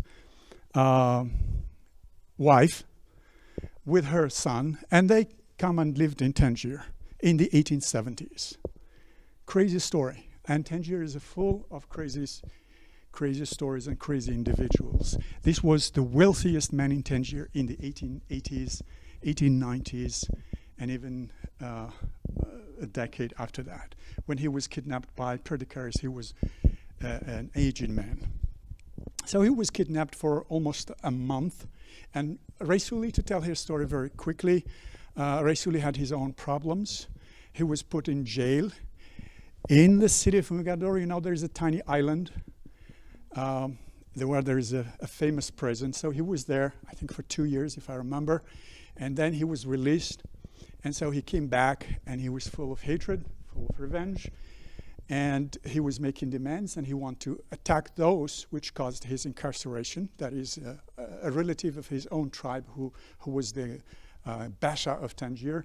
So he decided to sabotage his work, and he attacked and kidnapped Perdicaris with his British son. And you know, there's a movie if you're interested, but the movie has nothing to do with the real story. The Wind and the Lion, starring Sean Connery, 1975. Very good movie. Sean Connery at his best, if you want. Acting a Raisuni, but has nothing to do with the real Raisuni. He turned him into a romantic figure, and instead of Perdicaris, there was a lovely lady that was kidnapped. So forget about the real story. Anyway, so I don't want to take too long. Eventually, he released Perdicaris, but he got $70,000 from Sultan Moulay Abdelaziz. You probably have heard about Sultan Moulay Abdelaziz. The situation was chaotic.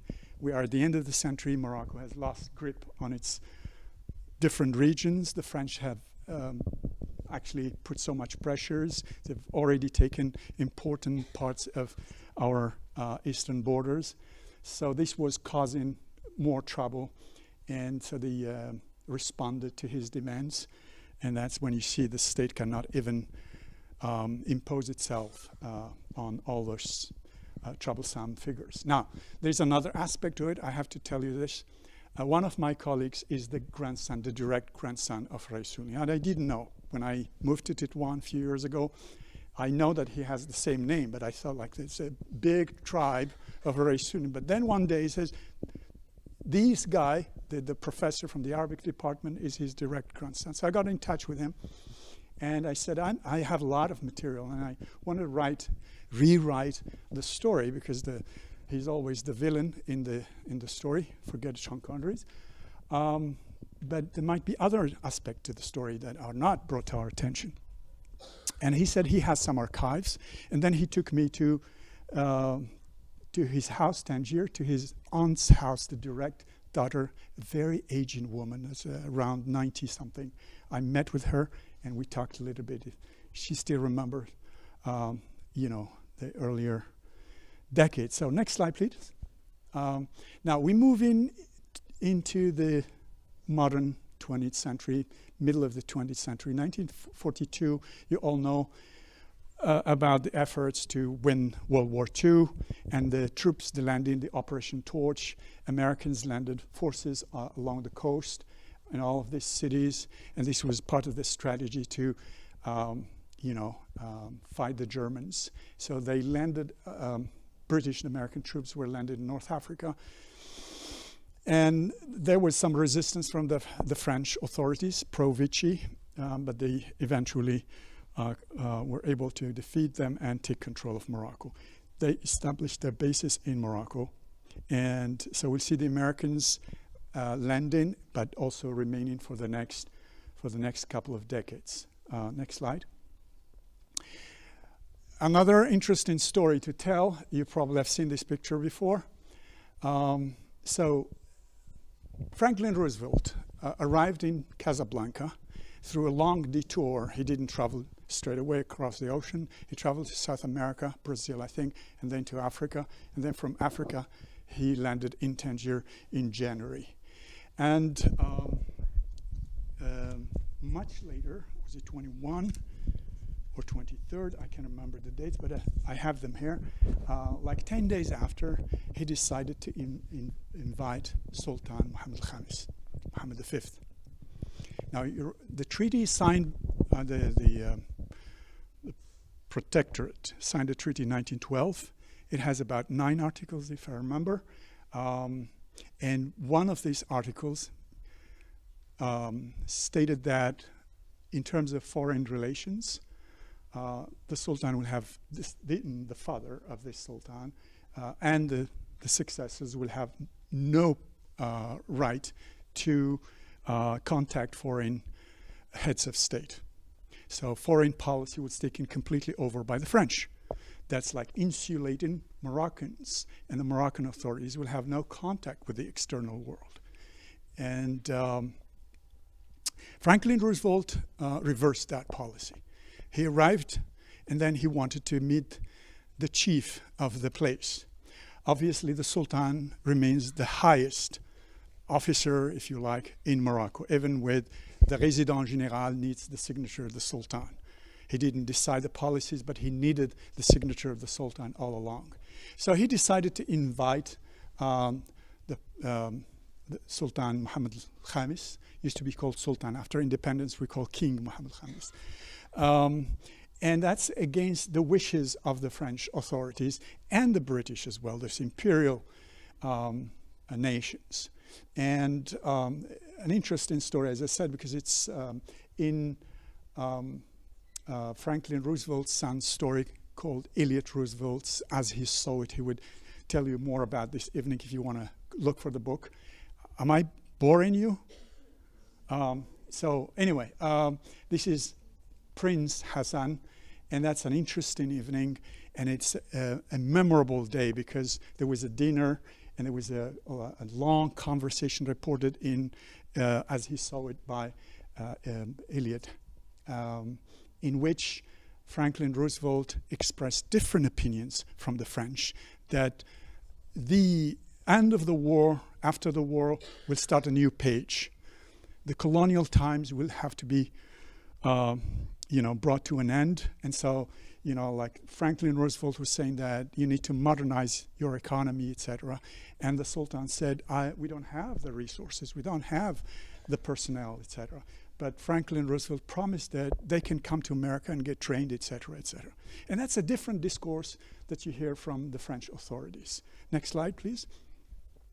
So, as I said, and to complete that story, the dinner meeting was in January 1943. In January 1944, some of you, 11 January rings a bell. The Declaration of Independence of the Moroccans, just 100 years. And I wrote an article about this, and there were others who also wrote about it.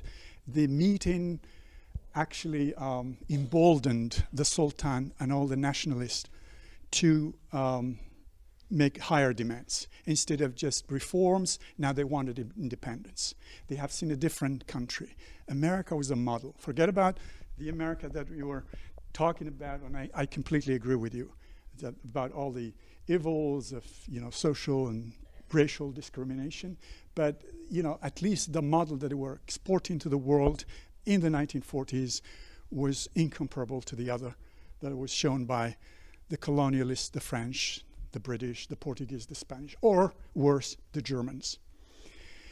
So, we have to highlight that the meeting actually pushed the nationalists to become more aggressive. And there is a street here that I heard, Ahmed Yazidi, right? It's one of the nationalists who, on January 11th, went to the American consul with a letter saying that we want to inform you that we are making a new demand, and that's a declaration of independence. Now, I have highlighted these places here, the American bases in Morocco. Now, there is a downside to the story of Moroccan-American relations, and that's the agreement that the Americans signed with the French of establishing air bases in Morocco without the approval or even the consultation with the Moroccan Sultan. But we have to distinguish between Franklin D. Roosevelt as a president and his administration. The Secretary of State of Franklin D. Roosevelt was not happy with the sort of liberal declaration made by the president. And when Roosevelt died, obviously none of those promises were kept. And much later, in 1950, they made agreement, and then they established these military bases. The older generation would remember at least their parents talking about, my father was in the army, so he was telling me about Qnitra, the base in Qnitra, and how the Americans, and actually there's a lot to say about that culturally. So these will constitute a point of controversy between independent Morocco and the United States. Next slide, please. No, before that, let's go back. Sorry, still there's something I want to say before we move in 1975. I'm almost down. So the negotiations took place, and when President Eisenhower visited Morocco in 1959, a short trip that you will see in the video if we have a chance to watch the video, Sultan or King Mohammed V asked him that he's got a lot of pressure from the nationalists, from the people, and from other Arab countries. How come that you accept foreign forces on your land? That is a sign of, subservience to a foreign country. So he asked Eisenhower, who was there in 1943, and they made an agreement, an initial agreement that they will pull their troops, which they did in the next few years. And the air naval base of Qnitra remained until 76. Next slide. Here's a crucial moment, 1975, the Green March and recuperation of the southern provinces of Morocco. This is a moment where obviously everyone was going through a lot of trial. In Morocco, we had a very delicate situations. 1971, 1972, 2 coups d'etats. And so the Green March was the moment that united Moroccans, the king and the parties together, but it also unleashed or opened another page of trouble for us from our neighbors and from a separatist entity called Polisario. And Morocco needed arms and weapons because the Polisario was getting all sorts of support, huge support. There was military superiority of the Polisario over the Moroccans. We had large numbers of troops. Well, they were not fully equipped, and they were equipped with some old weapons. So Morocco needed American support.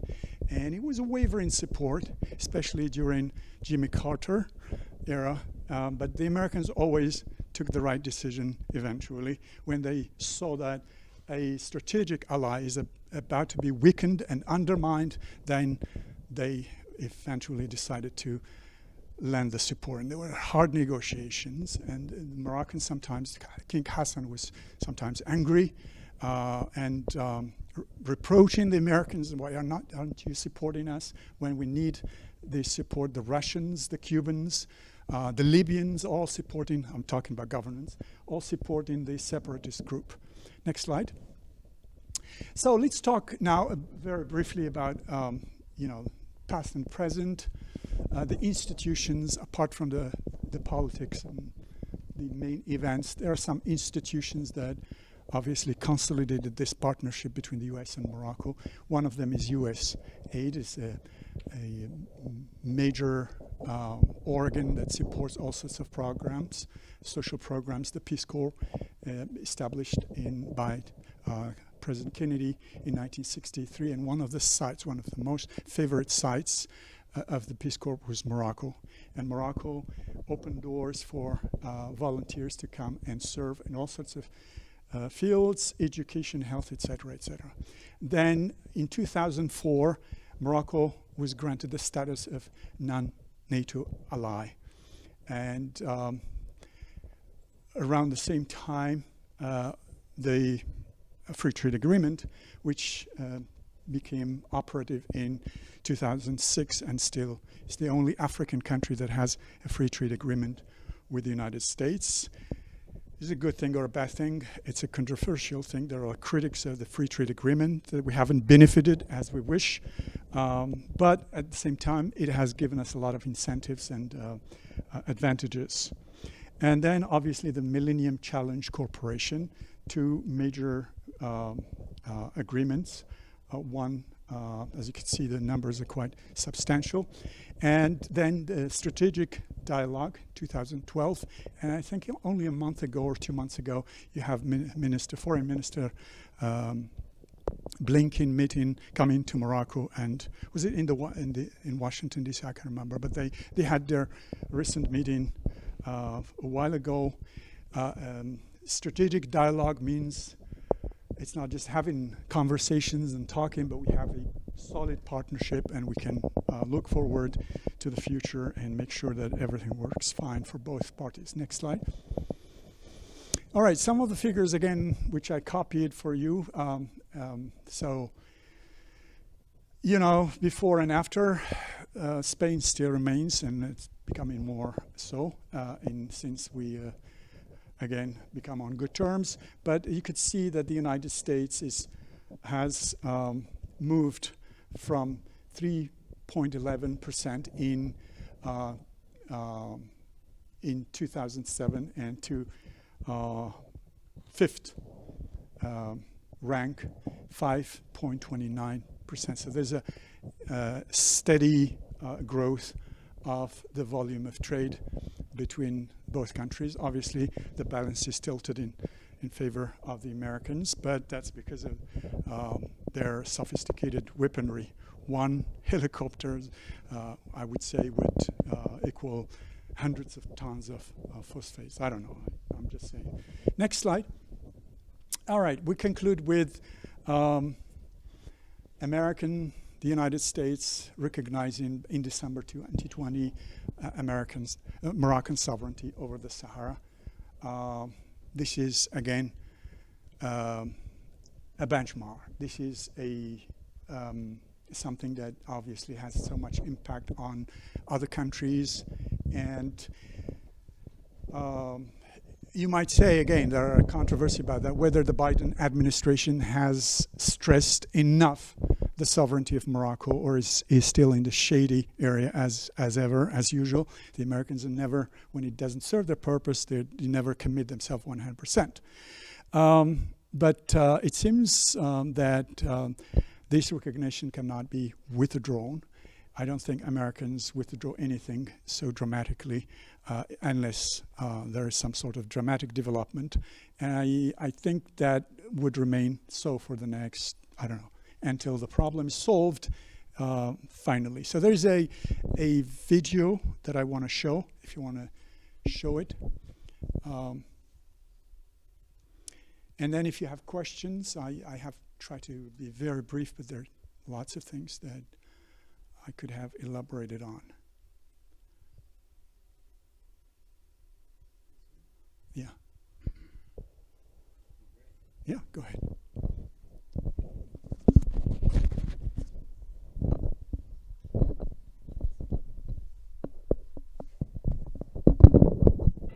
They have met before, these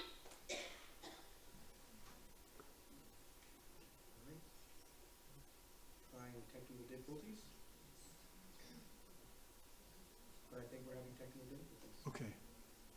All right. Well, what I did here was looking at all sorts of videos of Moroccan kings meeting with U.S. presidents and the kind of situations, you know, like selecting only that part which is relevant and put them together. And you could see how, you know, friendly and cordial those relationships, the reception in Morocco or in America.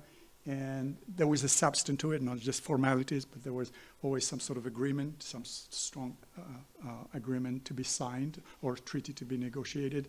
But if you can still watch them on YouTube, different, you know, King Mohammed V receiving Eisenhower, Hassan II meeting with President Kennedy, President Ronald Reagan, King Mohammed VI meeting George Bush, and then Bill Clinton arriving at the funeral in 1999. So all sorts of situations that show how, and their own statements about the nature of this relationship. Obama in Cairo speech saying, the first country to recognize the United States is Morocco, and it's always reiterated. So, you know, that's all about it. Thank you very much.